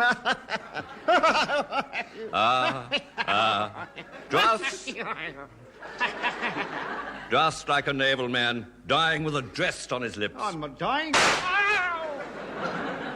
That was news for him. And we now commence the story of a great naval feat. From the records of the Admiralty, we present a new L player called Suddenly. It's the Spanish Armada. My Spanish Armada. I miss what it's doing. I ought to be put away, you know. It's no good. Coming up to the year 1532 and 40 seconds.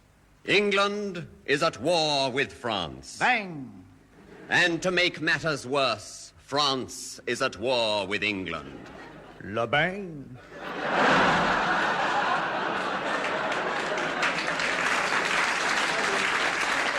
At that time, the King of England was Queen Elizabeth II. Yes!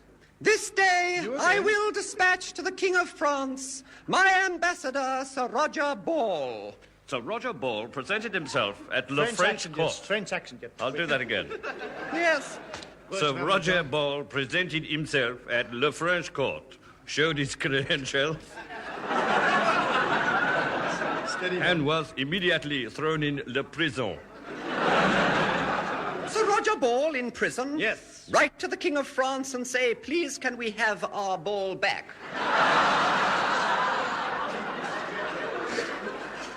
I don't know how we get away with this, you know. Your Majesty, it was with heavy heart and light kidneys that I tell you I have a message 6 foot deep. That sounds like grave news. That sounds like a bad gag as well. Sir Roger Ball has been forced to kneel and eat garlic till he pongs. Pong? Bing, pong, bing, pong. Game, set, and match to Queen Elizabeth II, 3rd and 4th. Right, say, look here. As from now, England is at war with France. Whatever became of Sandy Wilson? I don't know.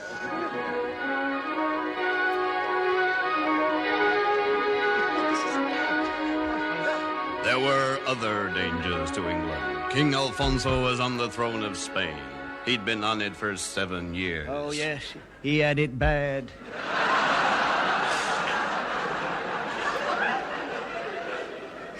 Laughter at the back and giggles in the front.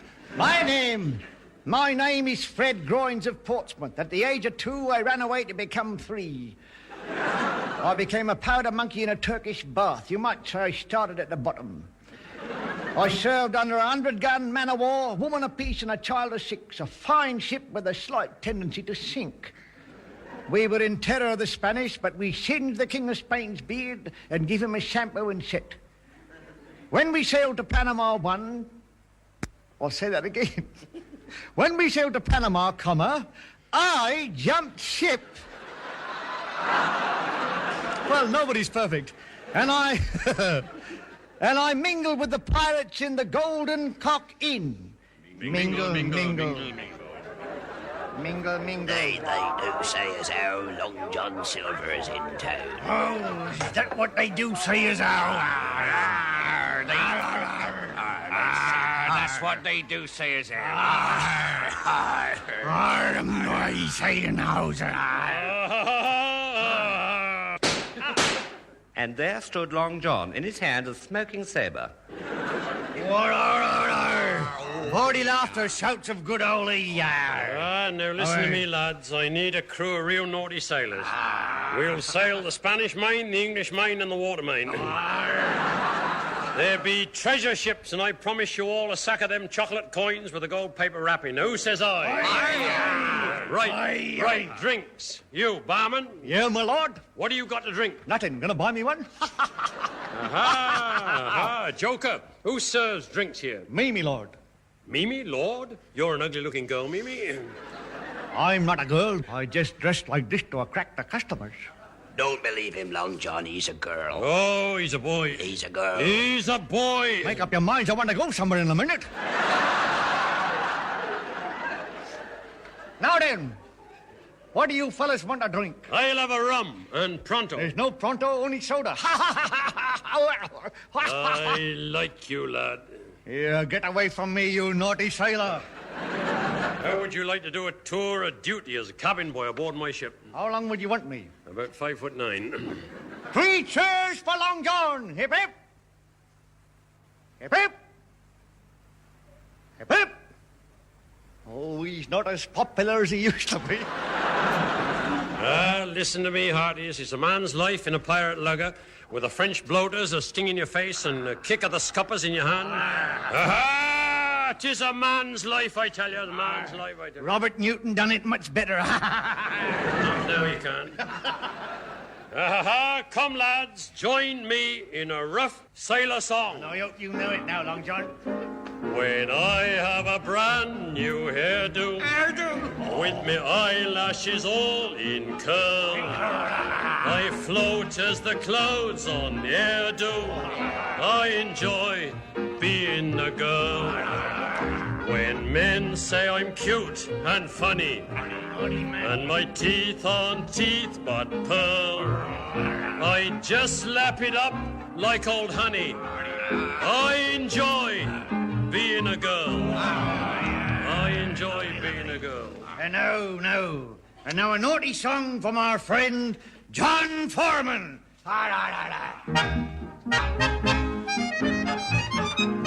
Oh, there was was a gay young farmer what lived on Salisbury Plain.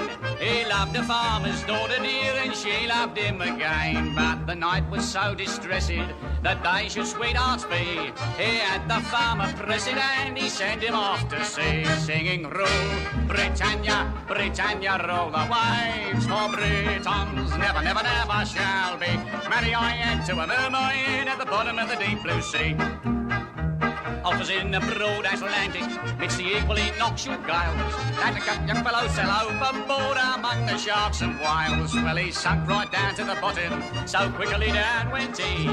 He was out of sight like a streak of light at the bottom of the deep blue sea, singing, rule Britannia, Britannia, rule the waves of Britons never, never, never shall be. Marry I had to a mermaid at the bottom of the deep blue sea.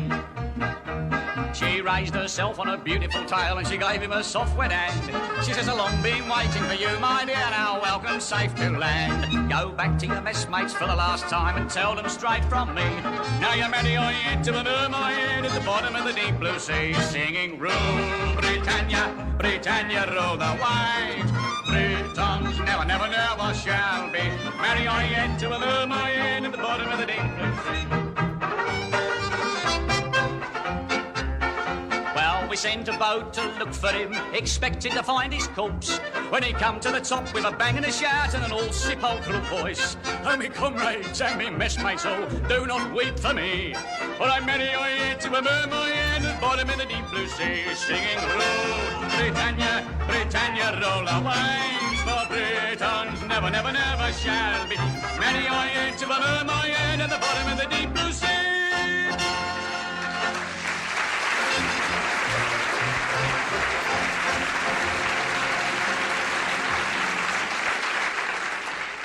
Meantime, back at the quay. For months, Long John and his motley crew of moths raided all the Spanish bullion ships.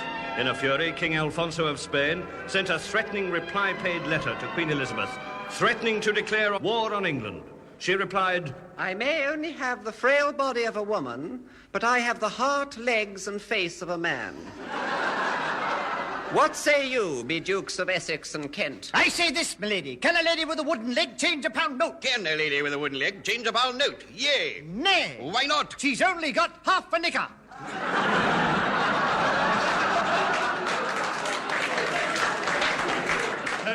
Wait for the silver collection. Those are wise words. Oh, really? Yes, they are. I charge you to seek out this Long John Silver, played by Bernard Miles, and bring him back to England in time for pantomime. Immediately, a meeting of the Admiralty. Murmur. He hasn't got much of a part, has he? Now, gentlemen, we are all here. Admiral Nelson, read the agenda. No. Read it all.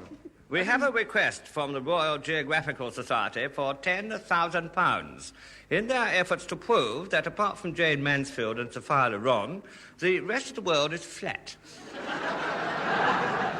£10,000 to prove that the world is flat? What a waste of time and money. What idiots. We already know the world is flat.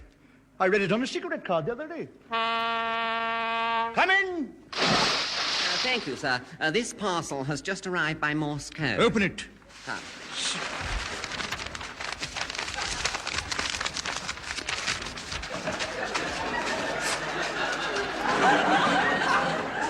Save the brown paper, we'll sell it to the army for tanks.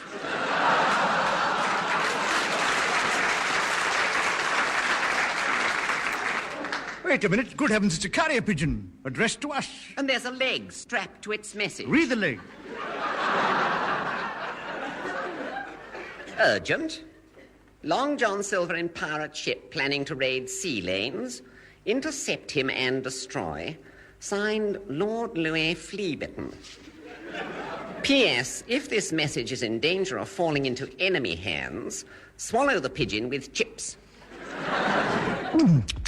Delicious.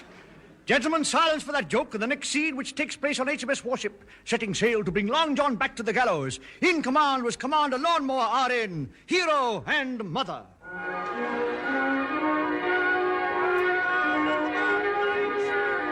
Mr. Coxswain! Aye, sir. What course are we on? Prunes and custard, sir.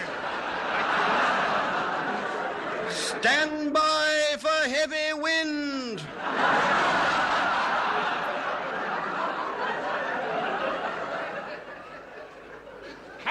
Captain! There's a kipper on the cardboard cow, sir! What flag is she flying? A white one with an onion on it. Spaniards. Spaniards! Hand me my telescope. Now the salt. Delicious. It's a treasure ship. We'll shadow her in hopes that Long John will attack her. Morning, Captain. I brought up your breakfast. Well, it serves you right for eating it, huh?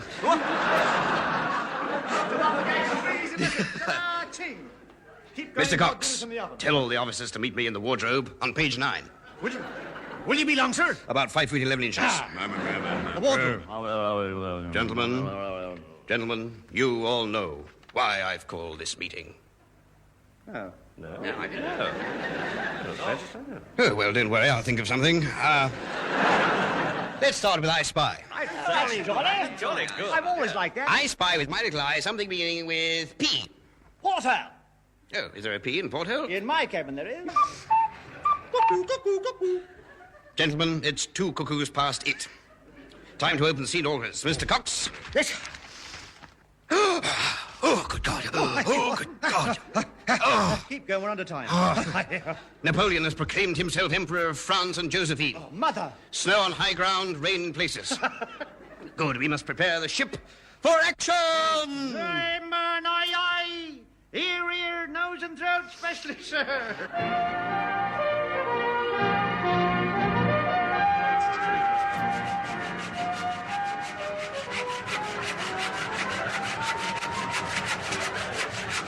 Log of HMS Bellyfun. May 30th, still no laugh on the ship's log gag. April 1st, steering course towards April 3rd. Arrived April 3rd, having passed April 2nd in the night. April 9th, found a hole in ship's side, so bunged it up. April 10. Who's bunged up my bottle? April 11th, I did. April the 12th, take that! April 13th, ouch. Meantime, Greenwich Mean Time, of course, Nelson had defeated the French fleet at Cadiz. He defeated them at the Nile by arrangement by Emile Littler, and the French spent a fortune on building a new fleet. As Napoleon said, My fleet are crippling me. Did they sink the treasure ship as well? Oui, oui. I'll say that again. Oui, oui. How many francs did we lose? 7 francs, 3 Jims, 8 Derricks, and 1 Fred. Oh, where is the rest of the French fleet? You had it in your bash last night, Emperor. Oh, it's no good. We will never beat the English at sea. No? We'll attack them on the land. I know just the place to beat them. Waterloo. What platform? Ta-da! The old one's a poking. At dawn that day, Lawnmower clashed with a pirate ship by arrangement with the Admiralty. Captain! They're heaving to! Well, don't stand there. Heave to back at them. We'll show 'em. Meantime, on the pirate ship. We'll show 'em. Back to the battleship. We'll show 'em. Back on the pirate ship. We'll show 'em. In a dentist's chair in Clapham. Oh, God. On a bed in Lewisham. A nudist camp in Hove. Oh.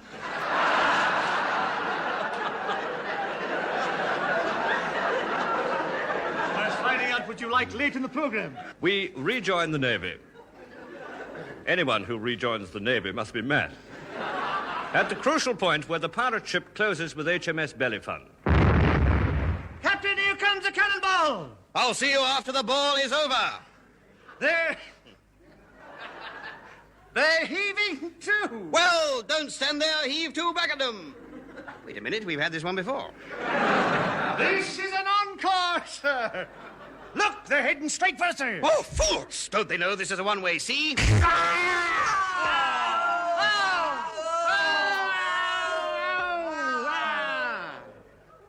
Anybody hurt? Captain Lawnmower, I'm calling on you to surrender. You'll have to make an appointment. Meantime, I call on you on behalf of Queen Elizabeth to lay down your arms, legs, teeth, and surrender your ship. If you do, you'll get a fair trial and a fair hanging. Give us a year to think it over. As darkness fell, Long John and his crew plotted. You hear that, men? As darkness fell, Long John and his crew plotted. Now we're going to float a raft full of dynamite alongside their ship. Then we sets the fuse and we stands back and then karoom. That ought to sink the raft. Next, we must think of a way to sink their ship. Seaman Eccles, are you thin enough to get inside a cannon? Yeah. Good. Now, tonight, I want you to sleep inside the barrel in case anybody tries to rifle it. Oh, it's my turn in the barrel. Somebody's heard the gag. Here, you won't fire that cannon while I'm inside, will you? No, of course I won't fire it. I'll get someone else to do that. Before you get in, I want you to put on this silly old Long John Silver disguise. Get this parrot on your shoulder, and then screw this wooden leg up your trousers. Steady.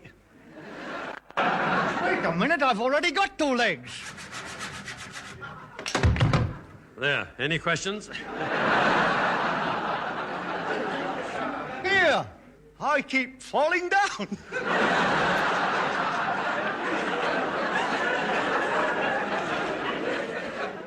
At dawn, a lone cannon on the pirate ship went bang. Quite loud. Seconds later, a smoking wreck landed in the sea near HMS Bellefonte. Good Lord. It's Long John Silver. He's given himself up. No, I'm not Long John Silver. I'm Cabin Boy Eccles. I've got some broken glass to prove it. A likely story. I tell you, this wooden leg isn't false. It's real. Bosun, you say you found this man in the sea, disguised as a drowning man. All right. You found this man in the sea disguised as a drowning man. Tar. All right. Search him. Come on, what were those 2 splashers doing in your pocket? I was saving them for a high diving contest. You lie in brown. I'm not lying in brown, in yellow. I'll have your keel haul in pink with little mauve spots. I'm telling the truth in purple with green stripes. What you are hearing is the new miracle of coloured sound radio. Another BBC first in pale blue. Come on now. Tell us who you are, or I'll... If I tell him I'm on the pirate ship, he'll have me hung from the yardarm. All right, I'll tell you who I am. I'm Mrs. Gladys Ricks of Lewisham. You look like a man. But I was in the water a long time. How long? Oh, what, 5'9"? You know what we do to prisoners who won't talk. No. So you won't even tell us that? Bosun, this man is hiding something. Take him to the scuppers and make him talk. Right.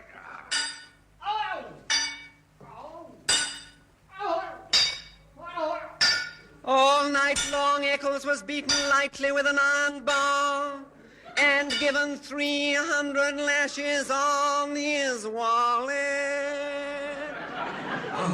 Captain, I given him 300 lashes with the cat. How is he? He's all right, but the cat's right off its milk. But did he talk? What did he say? Oops, ow, ooh, ah, help. Did you get him to sign it? She signed it. Queen Elizabeth the First of England. Queen Elizabeth?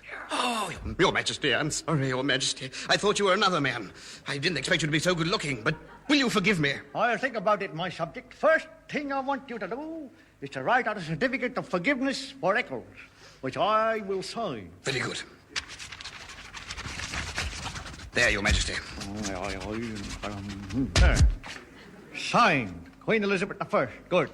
Now I tell you who I am. I am, in fact, Eccles. Arrest him! You can't.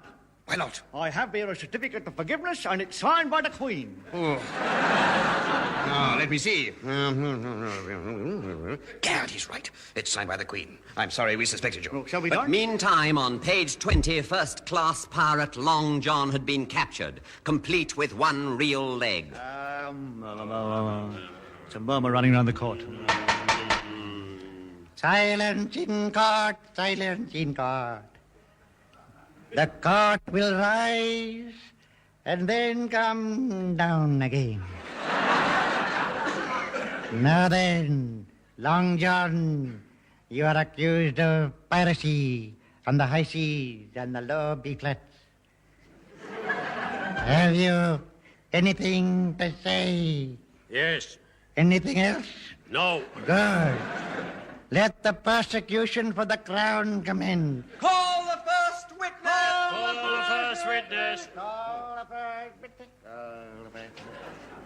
Captain Lonmer, here are 50 photographs of Long John Silver. I want you to identify which one is him. He's the one with the real leg. That's a lie. Those pictures are of my father, Long John Saliva. I'm the spitting image of him. Long John, you are a liar, a cheat, and a thief. I know. It's the only way you can enjoy yourself these days. Members of the jury, have you come to a decision? Yes, we are tired and we want to go home. Did you hear that, Long John? I sentence you to be tired and you want to go home. Have you anything to say? Yes. What is the payoff? It looks good, it tastes good, and by golly, it does you good.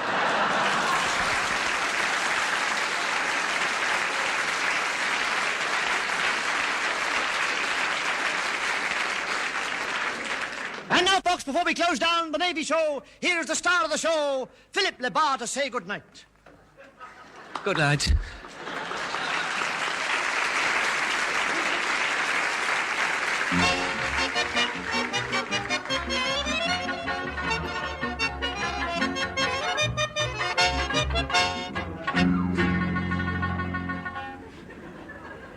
Hello. How much you get paid for that? Waste of time. Any questions? Right, the ship sails at midnight.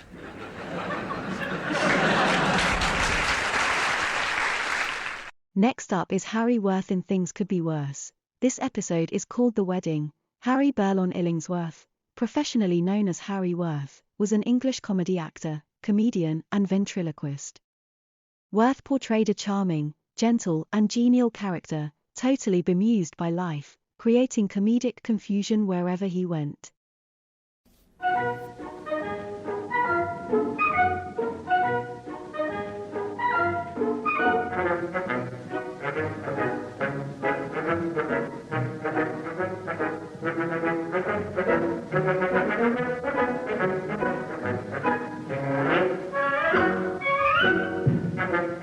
We present Harry Worth in Things Could Be Worse, written by David McKellar and David Renwick, with John Baddeley, John Graham, and Miriam Margolyes.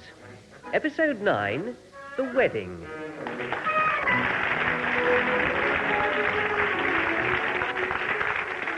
Well, it's no use. It's no use. I cannot go through with it, Derek. I know this wedding, it was all a mistake for me. How can I be sure I'm doing the right thing? It's such a big step for a man like me to take. Who knows? I may come to regret this day for as long as I live. Let's call it off, Derek.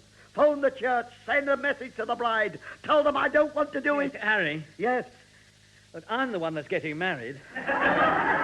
You're only the best man. I'm sorry, Derek. Now, I shouldn't be letting you down at a time like this. Not today of all days. I should be grateful that you asked me to be best man at your wedding.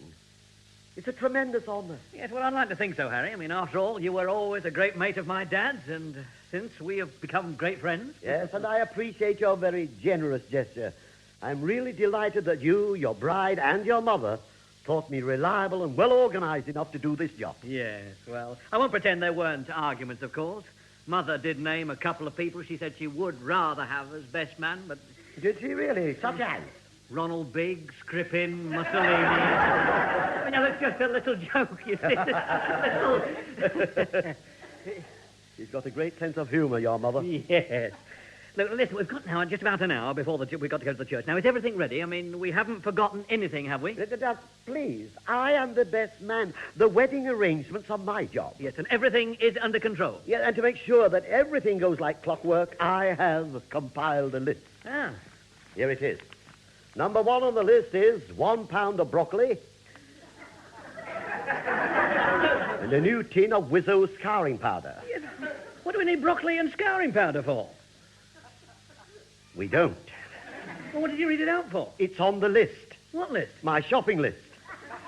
1 pound of broccoli. 2 tin of Wizzo. 3 2 pints of milk. 4 for list re-wedding. Turn over. Oh, I see. Oh, all right, I'll turn over. Here we are. This is it. Number 1. Explain to Derek what a serious and momentous step he is taking. Yes, Derek. Mm-hmm. Do you realize what a serious and momentous step you are taking? Yes, I do. Ah, well, that's cleared that up then. Because I think it's only fair to warn you that it costs a lot of money to get married. What, I know. Yes, and it costs even more to get a divorce. Yes. You cannot get it on the National Health. Now, come on, Harry, get on with it. All right. Number 2, having checked with Derek that he wishes to go ahead, check with Derek if we've had a rehearsal of the wedding ceremony. Tell me, Derek, have we had a rehearsal of the wedding ceremony? No. Right. We'd better do that. Now, there are 4 parts in this: the bride, the groom, the best man, and the vicar. Which part do you want to play? Bridegroom. Good thinking. And I will play the part of the best man. Now, that just leaves Daphne Jane, the bride, and the Reverend Arnold Jones, the vicar. Now, I suggest that I play the part of the vicar for the time being. Yes, right. Now, tell me, what about Daphne? Yes, it's a shame she's not here. No matter, she doesn't have a lot to say. So we'll use this standard lamp and pretend that is the bride. Come to think of it, there is a strong resemblance. Do you mind? Listen, she's not all that thin. No, it was a shade. Very similar to that big hat she was wearing the other week. Just please, Harry, just get on with it, will you? Right. Now, for reasons of convenience, we'll dispense with the standard lamp being led down the aisle. Now, we'll start where the vicar says, "Dearly beloved, we are gathered here today..." No, that doesn't sound right. Doesn't sound like a vicar. It's more like this. "Dearly beloved, gathered here today to join together these 2 people in holy matrimony..." Yes, all right, Harry. Yes. I know what you're going to say. It's not quite there, is it? Do you think I should give it a bit more feeling? "Dearly beloved..." Harry, look, I'm not really worried what he sounds like, just as long as the words are there. Well, do you think my shirt on back to front for the dog collar? Yes? No, Harry, I don't think that's really necessary. Not at all, no. All right, then. Look, we'll go from that bit where you come in. Yes. "Derek Malcolm, do you take this standard lamp to be your lawful wedded wife?" I'm not marrying a standard lamp, Harry. No, you're quite right. I got carried away. Let me see. How does it go now? "Do you, Derek Malcolm, take this woman, Daphne Jane, to be your lawful wedded wife, to have and to hold, to love, to cherish, for better, for worse, for richer, for poorer, sickness in health, something or other, for as long as you both shall live?" I do. Well done. You know your bit all right, Derek.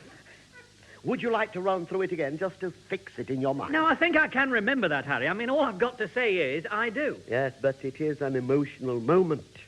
You might get the words in the wrong order and say, "Do I?" No. It's all right. I think I'll be all right. Oh, that's all right then. Now then, what is the next wedding essential? Here we are. It's a good thing I made a note of it. The bride.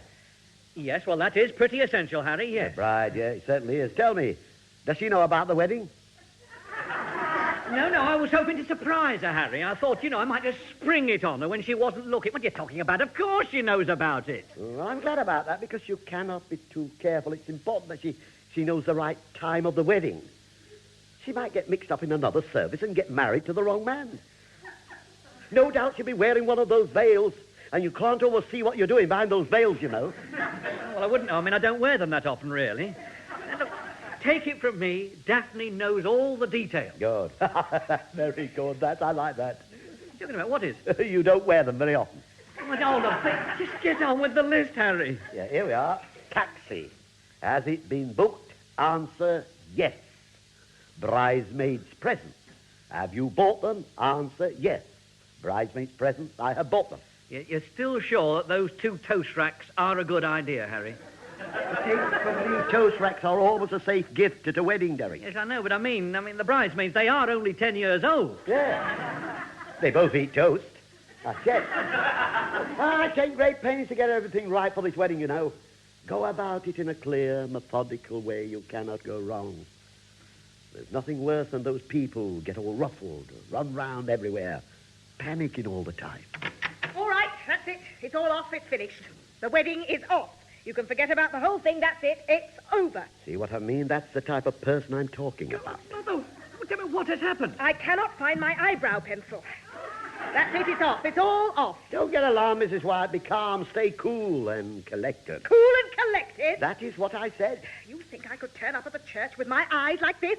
Would ruin everything, everything. I'd be a laughing stock. No. I'm sure you wouldn't be a laughing stock. I'm sure you would not be a laughing stock. Let me look at you. Ah, you're so right. When did you... I beg your pardon. When did you last see your eyebrow pencil? I had it last night. I could have sworn I put it down on the sideboard here. The sideboard? Yes. It's not here now. What does this pencil... What does it look like? For good heaven's sake, it's a pencil. I see. Only it's special. It's a cosmetic pencil for lining your eyebrows. Yes, but you see, I can't imagine anyone wanting to steal an eyebrow pencil. For heaven's sake, really? What's the matter with you? An eyebrow pencil? Now, don't worry. Please calm down. I am the best man. This is what the best man is for, to deal with these little emergencies. I'll go out and buy you another eyebrow pencil. Now, what should I ask for? Well, it's a number 17, teenage girl, burnt honey eyeliner. Is it? Yes. Better write this down. It's number 17. Teenage girl. Oh, this pencil's broken. They're not very good, these pencils, these days. The lead seems to be so brittle. Let me look at that. Oh, I might have guessed. You've been using my eyebrow pencil to write with. Look what you've done to it. Yes, you're right, Mrs. Wyatt. I am sorry. I must have picked it up without thinking. Look, Derek, I said it was a mistake to make him best man. Didn't I say so Yes, all along? Yes, you did say so, Mother, yes. Yes, haven't forgotten the performance when he was best man at my wedding. Dropping the ring down that grating outside the church. Ah, you've forgotten. I managed to get it out, didn't I? Yes, and we had to hold the service up for 2 hours while the grating was removed from your hand. You mark my words, Derek. It'll be chaos from the word go with him around. He'll mess everything up. We might as well call it off now. Call it all off. Yes, it's wonderful. It's nice to know you have so much faith in me, Mrs. Wyatt. After all, it was a simple error just now, picking up the wrong pencil. Anybody could have made the same mistake. You underestimate yourself, Mr. Worth. I assure you, there is nothing to be afraid of. I have all my duties carefully rehearsed. I have bought the presents for the bridesmaid. I have a little speech all ready for the reception. I am all prepared to read out the telegrams, and I've phoned for the taxi to take us to the church. I see. And what about the most important thing of the lot, eh? The ring? I bet you've already lost that this morning. No, I have not already lost that this morning. Thank heavens for that. I lost it yesterday morning. I knew it. Wait, I found it again. You know where it was? It had slipped down the side of my armchair. I spent half the morning with my arm wedged down it. But look on the bright side, I say. As well as finding the ring, I also recovered a pair of glasses, 3 barley sugars, and a chocolate biscuit. I've given that chocolate biscuit up for lost 3 years ago. Furthermore, the whole exercise has taught me a very valuable lesson. Has it? Never try to eat a chocolate biscuit that's been lost for 3 years. I have a theory. Yes? The reason that wedding rings are always being lost is because of their size. They're so small they can slip off anywhere and are very difficult to find again. So, I have come up with the answer. Now, don't tell me a 6-foot-wide wedding ring. No, it would slip off your finger. No, what I have done is to put the wedding ring inside its little box, and the little box into a bigger box, and the bigger box inside this... Even bigger box. ...suitcase. Now then, I think you'll agree with me. I hope you'll agree with me that it would be very difficult for me to absent-mindedly mislay a whole suitcase. I'll admit that would tax even your powers quite a bit. Well, thank you for that mark of trust. Not at all. Yes, your son's ring is safe inside here. I checked only this morning. There is no possible way I can lose this suitcase between here and the church. Is there? Don't let's tempt Providence, Mr. Worth. Yeah, well, I think Harry's being very sensible, Mother. That's a very good idea, Harry. Well, thank you, Derek. Now then, I think we should get a move on. The taxi will be here to pick us up at any minute. Yes. In fact, I can hear a car coming now. What's that? Well, it sounded rather like 2 cars skidding into one another and crashing. Well, let's go outside and see. Right, come on. Yes, it appears 2 taxis have run into each other. Anybody hurt? No, we're not hurt, but we've smashed up each other's engines good and proper. Why didn't you look where you were going? This is a very narrow bend just here. Well, you should have looked where you were going, mate. I mean, you were on the inside. No. I don't understand it. Now, look here, cabby. Which address were you going to? I was coming to your house, Mrs. 17 Canberra Gardens. I see. And you? I was coming to your house, Mrs. 17 Canberra Gardens. Mr. Worth? Yes? I think a word of explanation might be in order here, Mrs. White. Yes, I think it might, Mr. Worth. You see, working on the principle that when one phones for a taxi, something always goes wrong. Well, it either breaks down or it is late. I decided the safest thing to do would be to cover myself and ring 2 different taxi firms so that we would be doubly sure. If one taxi hadn't turned up, we'd always got the other one. Yeah, well, we both turned up, didn't we? And as a direct result of both turning up, we've smashed into each other on this narrow bend. Now, neither of us can take you to church. Look at this mess. What are we going to do about it? Yeah. There's only one thing we can do. What? Ring for another taxi. Derek, you go and phone for one. Yes, Mother. Look, I'm warning you, Mr. Worth. One more bungle from you and I shall stop this wedding from going ahead. Do you hear? Mrs. White, now don't worry. We've had our little mishap for the day now. Nothing else can possibly go wrong after this.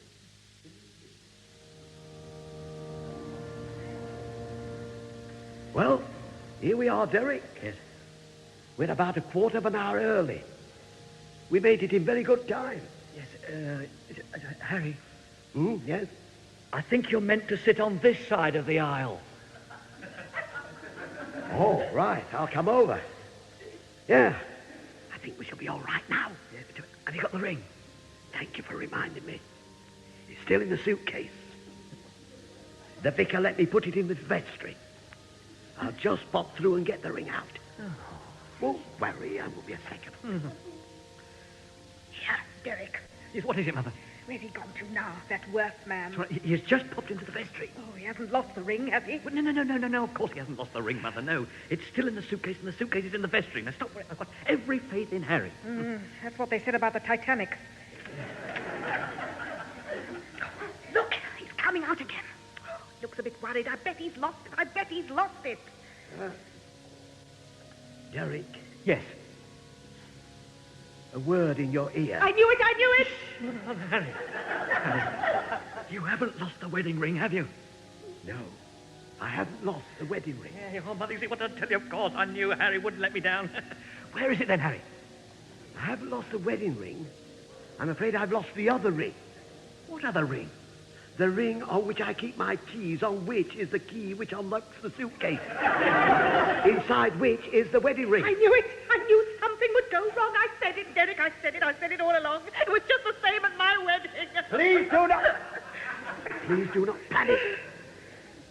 You're rocking the pew. Oh, sorry. All is not yet lost. We may be able to open the suitcase somehow. Yes, well, we've got no time to lose. Come on, let's get into the vestry. Oh, no, Mother, you just wait here. I said this would happen. Derek, he should never have been made best man.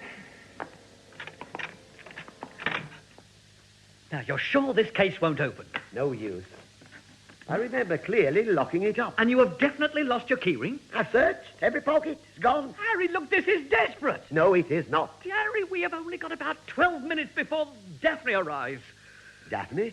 Daphne, the bride. Oh, yes, I remember her. Yes. You're right, it is desperate. Have no fear. Now, I saw a play once in which something similar to this, it took place. Yes. A girl wanted to get into a locked case without a key. She managed to unlock it by jiggling about with the catch. Great. How did she do it? She used a wedding ring. We haven't got a wedding ring. If we had a wedding ring, we wouldn't need to open the case, would we? Well, we'll have to use something else. Have you got any hair grips on you? No, let me hair grips. What are you talking about? Of course I haven't got any hair grips on me. Now, Harry, please, just fancy letting me down like this.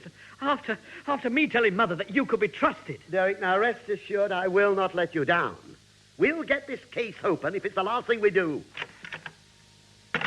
Good morning, my sons, and how are you? Let me say how pleasant and gratifying it is for me to officiate for you on this most auspicious and ceremonious of liturgical occasions. Good morning. Are you the vicar? Yes. You are the best man, I understand. That's right. Then it is to you I should hand over these telegrams and letters. They've just arrived at the church hall. It's very kind of you, Vicar. However, we have a slightly more pressing problem on our hands at the moment. You see, the wedding ring's locked in this case, and we have lost the key to the case. Oh, dear. Then perhaps I can be of some assistance. Good idea. Let us pray. I was thinking of something a little more practical, really.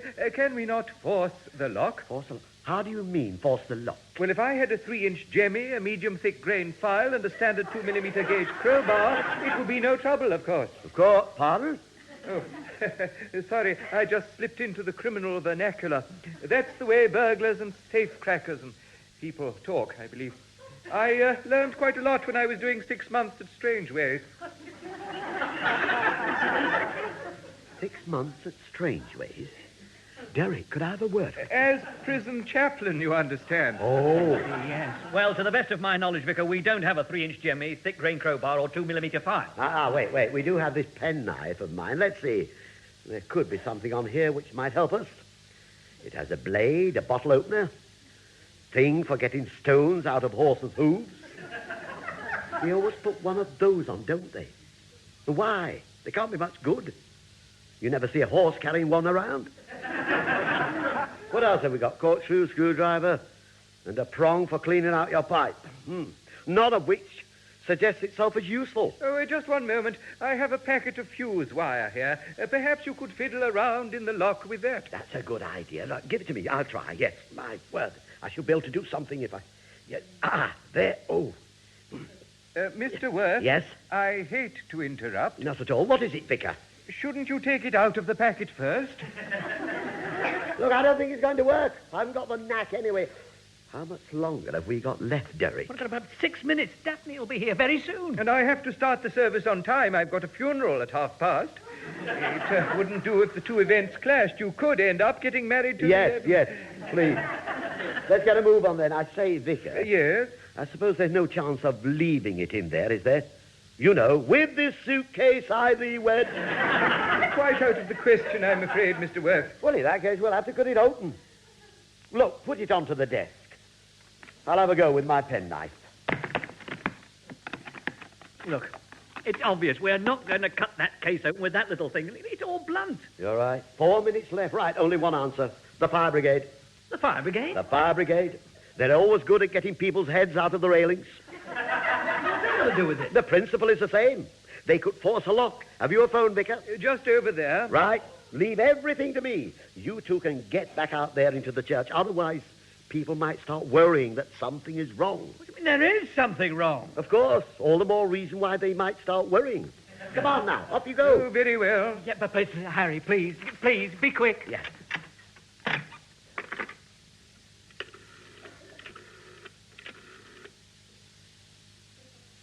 Hello?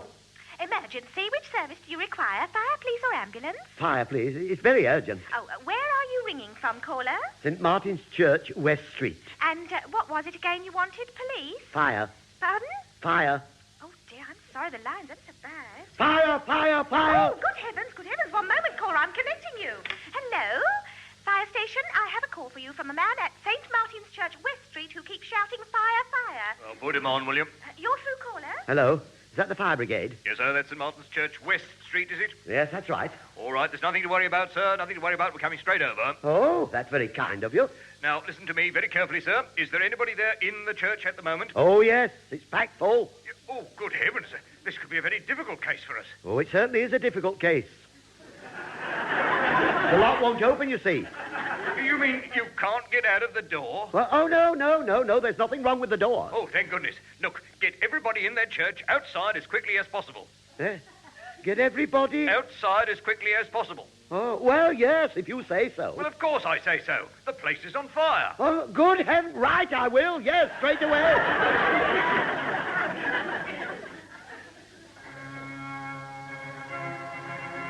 It's Daphne, Mother. She's arrived. Oh, dear. Where's Harry got to with that ring? Fire, fire. Everybody outside immediately. The place is on fire. Fire, fire. Oh, what is happening, Mr. Worth?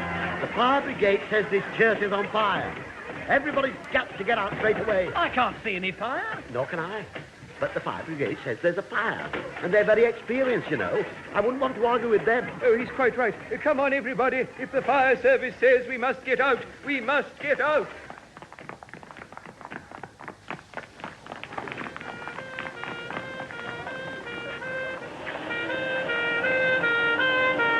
Good, the firemen are here. They'll soon deal with this now. Okay, men, take in 2 hoses. Jim, Len, Eric, stand by with the breathing apparatus. Jerry, switch the turntable ladder on. Well, this is very odd, Derek. I phone about a ring, and they come to put a fire out. Yes. Where's the fire? Well, I don't know, but anyway, there's a fireman coming across now. He might be able to tell us.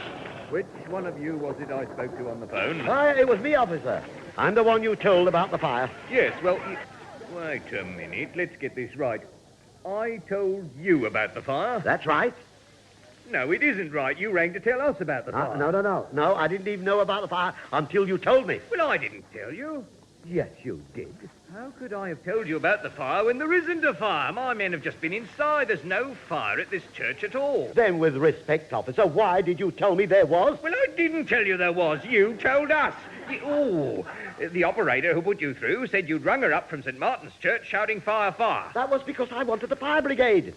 Not because there was a fire. Well, if there wasn't a fire, why did you want the fire brigade? To cut a hole in a suitcase. Why did you want to cut a hole in a suitcase? Simple, so we could get the ring out. Get the ring out? Yes, like people's heads out of the railing. Now, look, sir, if you wanted us for some other purpose other than to put out a fire, why didn't you say so when I spoke to you? Because you were too busy telling me to evacuate the building and get everybody outside. I naturally assumed you knew something we didn't. I see, sir. Well, I shall be making a full report of all this to my chief officer. And in the meantime, I suggest you be a little more careful in future about calling us out in a wild goose chase. Come on, men, let's get back. Just one thing before you all go back inside, officer. What the hell is it now? Well, could you spare a second to open the suitcase, please?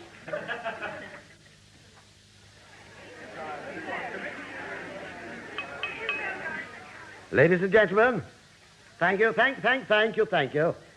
It is now my pleasure and duty to introduce the best man, a man who needs no introduction. Harry? Yes? You are the best man. That's why I need no introduction. What a pleasure it is to stand here and share the happiness of Derek and Daphne, who, despite all the difficulties of this day, are now man and wife. What a pity that naughty Derek did make one mistake. You see, the wedding ring he bought for Daphne was a little large and will have to be changed. This is quite a coincidence, because the one I'm wearing is more than a little tight, which... Harry. Oh. That ring on your finger, Harry. I know. Before you and your mother have a word with me, Derek, the toast is, things could be worse. Things could be worse.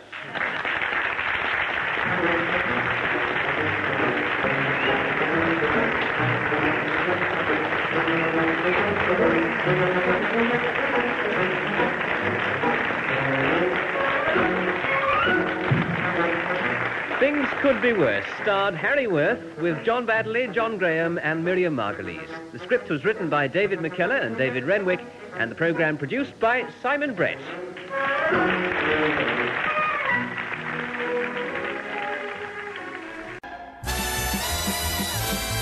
Remember this golden classic. Playing the hits of yesteryear just for you.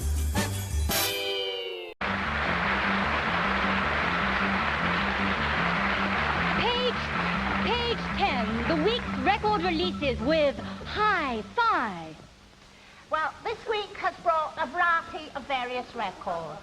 On the classical side, there are some haunting melodies. Boccherini's Minuet by Supe, Finkel's Cave, or if you prefer it, Overture to the Hebrides. There's 4 Indian love lyrics by Amy Woodford Bypass, and of course that lovely Italian piece, the Neapolitan Serenade. On the pop front, there's several numerous new numbers. Some of these writ for singing, some writ for dancing. But my pick of the week is this one. Those Days, sung by Sonny and Charm.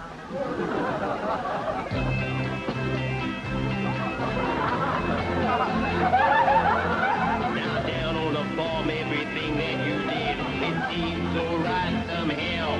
Like the way you always warmed your hands before you milked the cow. And that old Yule heat. The tears roll down my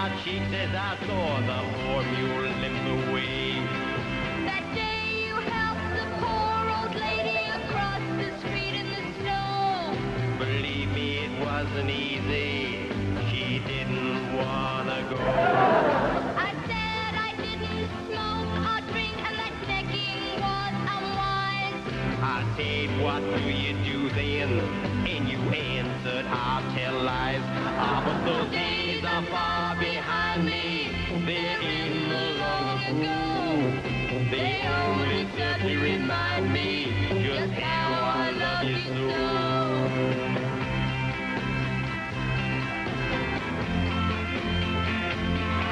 I came round your house a-courting, late on a Saturday night. I said I don't want to see you. So I switched out the light. Later that night you banged on my door and started to holler and shout. You kicked up such a rumpus that I had to let you out. Into that fateful wedding by my father you were goaded. That marriage was illegal. The shotgun wasn't loaded. Last week I caught you with the butcher. You were kissing and cuddling and such. Oh, how could you kiss the butcher when we owe the milkman so much? Those days are far behind me. They're in the long ago. They only serve to remind me just how I love you so. Those days are far behind me. They're in the long ago.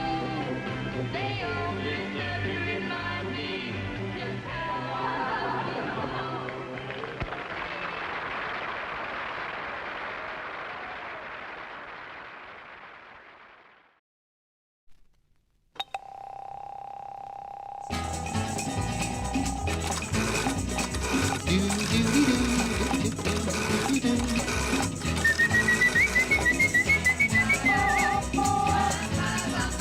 Hello, Ethel.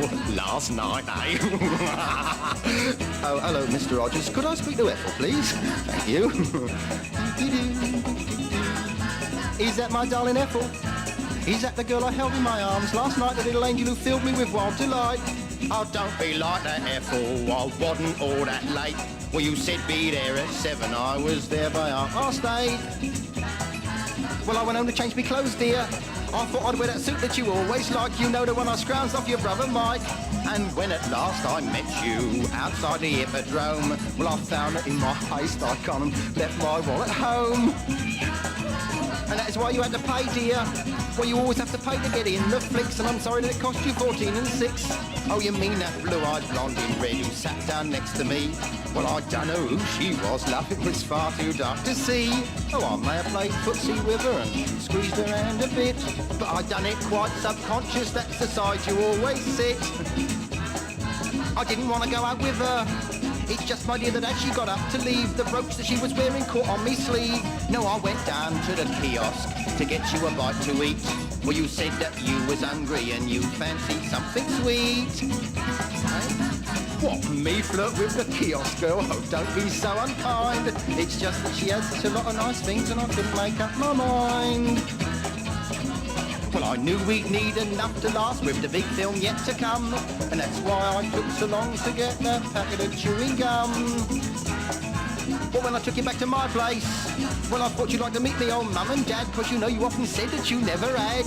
Well, I tried to make you welcome, so I poured you out a gin, and it wasn't till then I realised that mum and dad weren't in.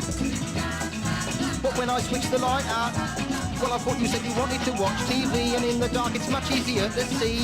Well, I went and switched the light out, and I sat next to you, my pet. It was only then it occurred to me we never had a set. Well, I was trying to get the matches. They was underneath the cushion on which you sat. Oh, you know I wouldn't do a thing like that. Yeah, Ethel? Ethel? Yeah, oh, with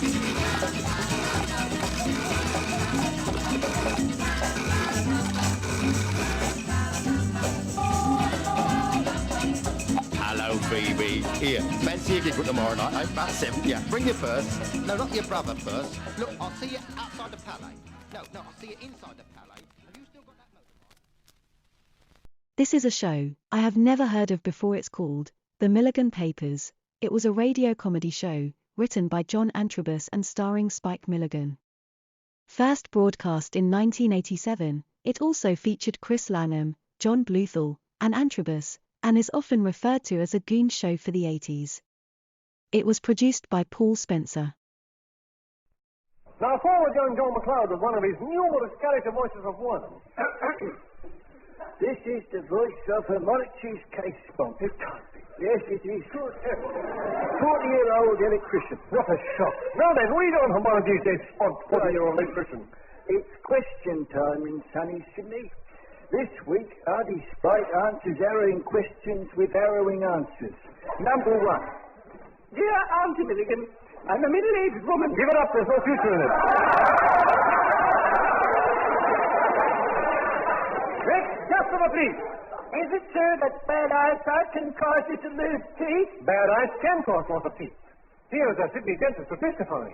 Yes, bad eyesight can cause serious teeth losses. A man came to me suffering from severe toothache, and I was forced to remove 18 teeth before the pain subsided.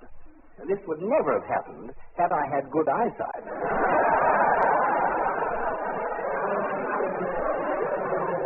Next question, cried you, Doc. Yes, I am very worried about my son. For the past 3 years, he's been at the bottom of the class. At the bottom, eh? Well, don't worry, they teach the same at both ends. Dear Auntie Milligan, I am a man. You're going to fool me.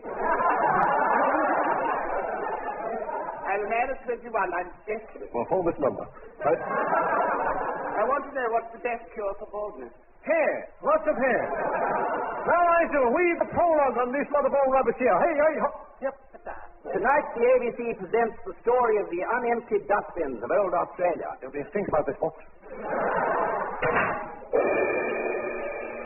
At first, no one noticed it. Then, one day, me and a missus had a letter from a friend. Dear Harry and Gladys, no offense, but when the wind's in our direction, we can't stand the smell of your dustbins. I didn't think they smelled much. They must do. This letter's from New Zealand.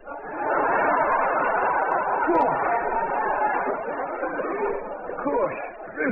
I'll get my MP to bring this up in the House. Yes. House of Representatives. Mr. Speaker, matter. Mr. Speaker. The Brown of Parramatta. I have here 3 postcards. From what country? Can't read without me.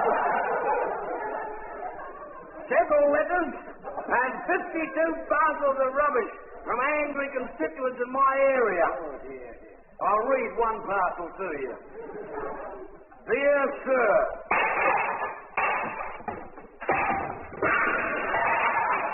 I have heard that the rubbish in the outback is now 7,000 feet high. It's so big the Chinese want to colonize it. It's cool. China needs space, I tell you. There's nearly 600 million Chinese. Well, they've only got themselves to blame. And a few Australian soldiers. What? What's going to happen to rubbish in the outback? Gentlemen, we have flying doctors in the outback. I suggest a flying dustman service. Good idea. Soon an advert appeared in the Woy Woy Bugle and the Patonga Blurg. Wanted ex-Air Force pilots to become flying dustmen or ex-dustmen to become flying pilots. Good physicue must be over 3 inches tall or under 6 foot. No sense of smell and a good eye for rubbish. That sounds like me, folks. If I'm under 6 foot, I'll dig myself out in the pond. And who are you? Shall we say a mysterious stranger? Are you mad? That's what they're saying. And so, a mysterious stranger applied for the job. I know. Come in, mysterious stranger. I was too soon. I'll say it again. Come in. I was too soon, mate. That's when I should have come in. So, mysterious stranger, you want to be a flying dustman? That's what they're saying. Can you fly? Fly? I've only just learned to walk. How old are you? Don't you know my mind that it's indiscreet to ask a lady's birth? Well, you're not a woman. No? We learn something new every day. Anyhow, when were you born? Thursday. Which Thursday? You mean there's more than one? Of course. There's one a week. Well, it was one of them. Oh, never mind. And so, recruits rolled in. Many new Australians, French, German, soon they were being trained to become Australia's first Flying Dutchman. I want you to take a good look at this. Yep. Now, this here thing with the 50-foot long wings is an aeroplane. Ooh. And this here is a dustbin. There. That all right? That all right? Mister. Hey, mister, could we have that again, please? Yes. Thanks very much. This here with the 50-foot long wings is an aeroplane. And this is a dustbin. There, okay? Now, who'd like to try first? Me. Here I go. Now then. Now, this is a dustbin, and this is an aeroplane. No, that's not quite. That's very warm. It is warm today, isn't it? Can I try again? Yes, I'd like you to try again. Okay, then. This is an aeroplane, and this is a dustbin. That's right. It only took 2 goes. All right. Anybody else? Greet Jim. Thank you very much. I'd like to try. All right? All right. Okay. This is an aeroplane, and this is the dustbin. No, that's Eccles. Eccles. Now, just remember, Eccles is the one with the clothes on. Oh, if I take my clothes off, would that be easier? Oh! Soon the Flying Dutchman had passed and taken their A license. I got a B license. What for? I take B's. No! Don't hit me! Next, the pilots were taught two-way radio control. Hello? Ground control calling B4. Calling B4. Calling B4. What? What's that? Calling B4. Hello? Hello? B4. Hello? Why didn't you answer me before? Because I didn't hear you before. Can you give us your exact position? Over. I'm lying on my back with my hands behind my head. Why? I'm home in bed. Well, zip down to the aerodrome. There's an emergency. Oh. Dustbin call from Narrabri on Arthur Ensign's property. Eccles set fire to his socks and set off hot foot for Mascot aerodrome. Mascot? I better write that down. How do you spell M? E-M. E-M-M. Then A. N-A-Y-A. For the line across the hang my socks on them, yes. Got that? Yes. Oh, yeah, that's right. Yes. Well, S, that's like a snake. Venomous or non-venomous? Oh, matter of opinion. Then C. Seal. What's the seal like? Pretty cold at this time of the year. Oh, yes, this is the new cool laughing eyes.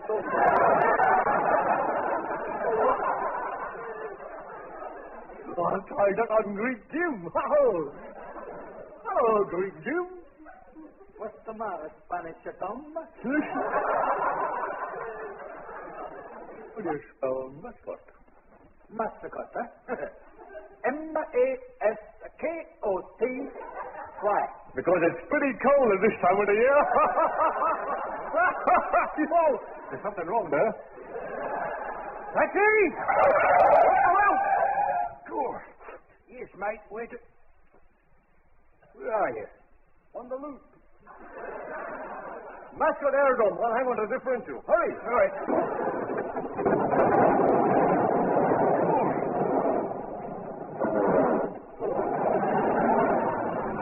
Don't you charge me for that. No, I'm not doing it, mate. Can't we go any faster? Why?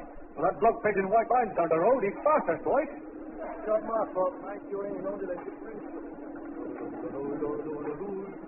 Driver? Yeah, Mike. How do you spell mascot?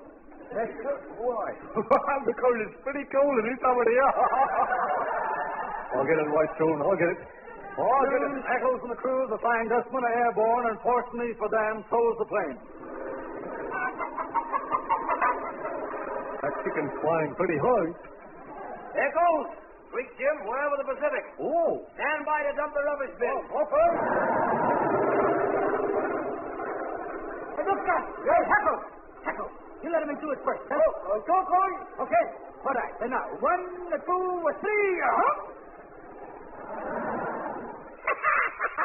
There, huh? That's pretty good. I'm thrown out for my first rubbish. You know Heckle? Heckle. Hey! Heckle! Heckle, what's the matter? Heckle, hey. I must remember. Heckles is the one with the clothes on.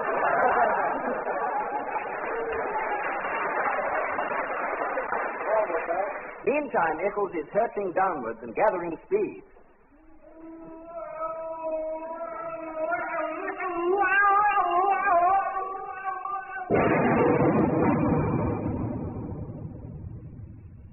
Out.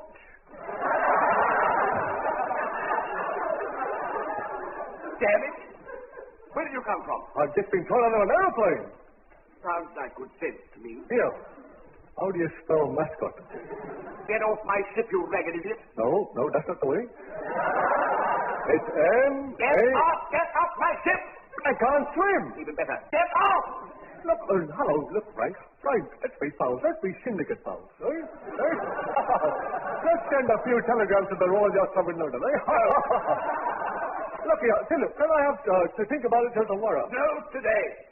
Tomorrow. Today. Tomorrow. Today. Tomorrow. Okay, then tomorrow. That's better.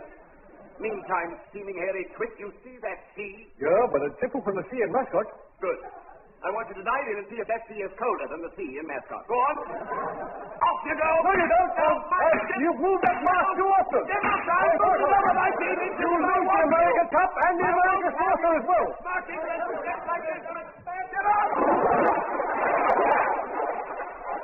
Right?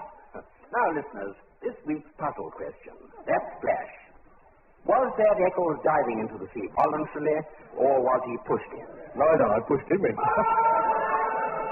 But what of the dustbins of all Australia? On this problem, a representative of UNESCO quizzed the Prime Minister of Australia. My name is Homologies K. Sunk. We have been hearing a lot of your steaming dustbins. Well, we're trying to get that under control, like. Some badly affected areas have to wear clothes pegs, like, don't they, Bert? Yes, it's pretty bad around here. It's horrible. What do you do with all this rubbish? Oh, well, the rubbish, like, well, we dump it into the Pacific Ocean. Eh? What? Are you mad throwing rubbish away? Don't you realize there are underprivileged countries? Yeah, I know. We're one of them. In outer Pongo land, poor natives are ashamed of themselves. While the rich neighbors have dustbins full, theirs are empty. They're empty, boy. They walk down the street and people whisper. That's Mrs. Jones. That's her 5th week without rubbish. Yeah, I know, and I keep telling Patty she's lucky. Well, from now on, you must save your rubbish for export to poor countries. And so Australian rubbish was carefully placed into handy-sized containers and exported to the 4 countries of Asia. Oh, yes, indeed. We, the poor countries that want to like a land, we're very, very grateful to the Australians for sending us all their lovely old rubbish. Now we too can lift up our heads and say, like the white people say, "Ooh."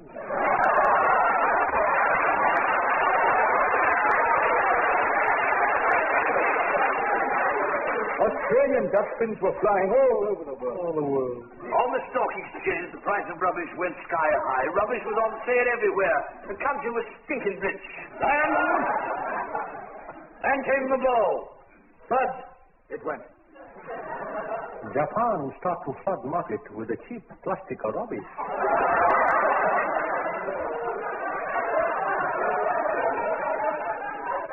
Their rubbish was cheaper. On top of that, it had handsome imitation Vinex flies.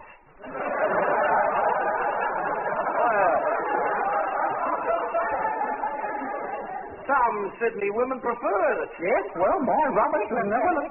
Wait, Peter and Bird. Let it pass. We're not. Get away from him, American.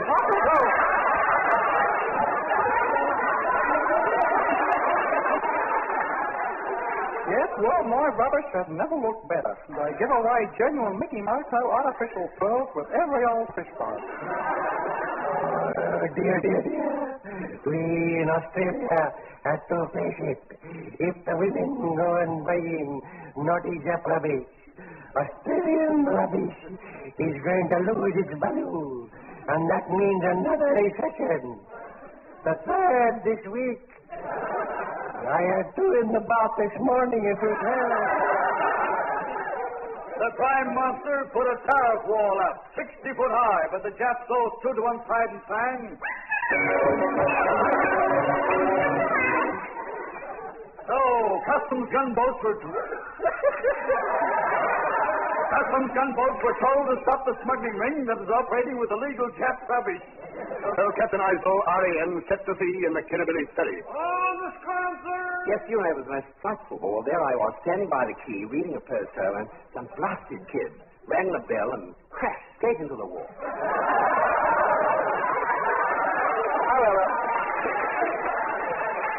cast off, bosun! Okay, I've cast the bosun off. What now? Good. Haul up the mainsail, put all top mizzen sails out, and the spinnaker sail off. What'll be difficult? Why, Daniel. Steamship. Daniel, I'll bust your lubber. I'll have you seal hold of the yarn arm and your giblets scattered before the masthead. Ha, ha, ha, ha. This is the new mean I talk. Yeah, there's a fog coming up. Where's Eccles? He's in the lookout. Hey, look out. Boy, what's coming? Can you see ahead? Yes, the dirty big bald one. That's mine. It'll never get better. Thank you.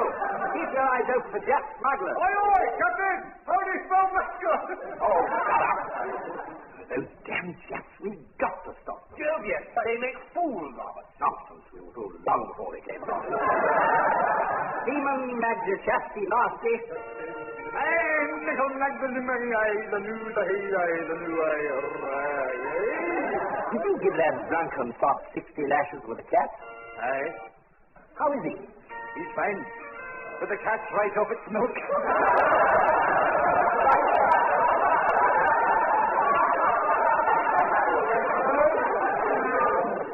Stand by the forward gun and keep it trained dead ahead. Oi! When we see the Japs, I want to shoot on sight. Oi!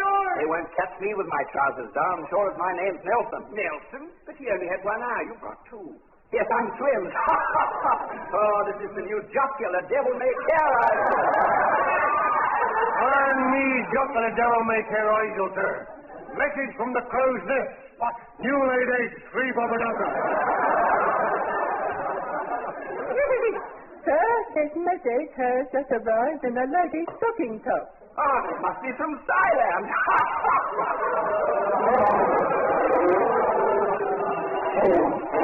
What was that?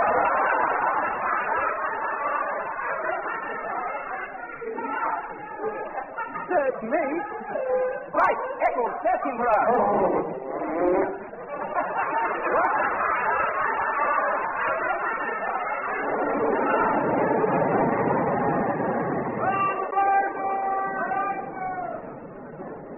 Captain ourselves, craft was in the teeth of a gale. Captain Hutton, fire a red rocket.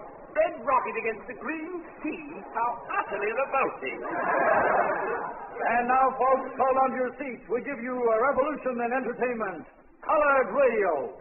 Full speed ahead in yellow. Aye, aye, sir, in dark, Houston green. offshore Helming blue with pink spots. Japanese boat dead ahead in a lovely shade of purple. Powder shot across her bows in lemon with a little purple square.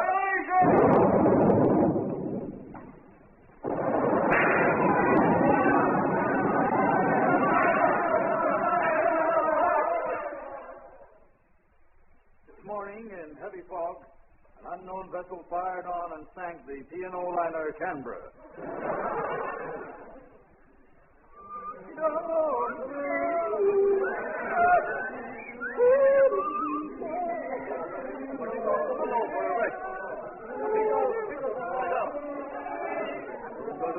Well, we all make these little mistakes, don't we?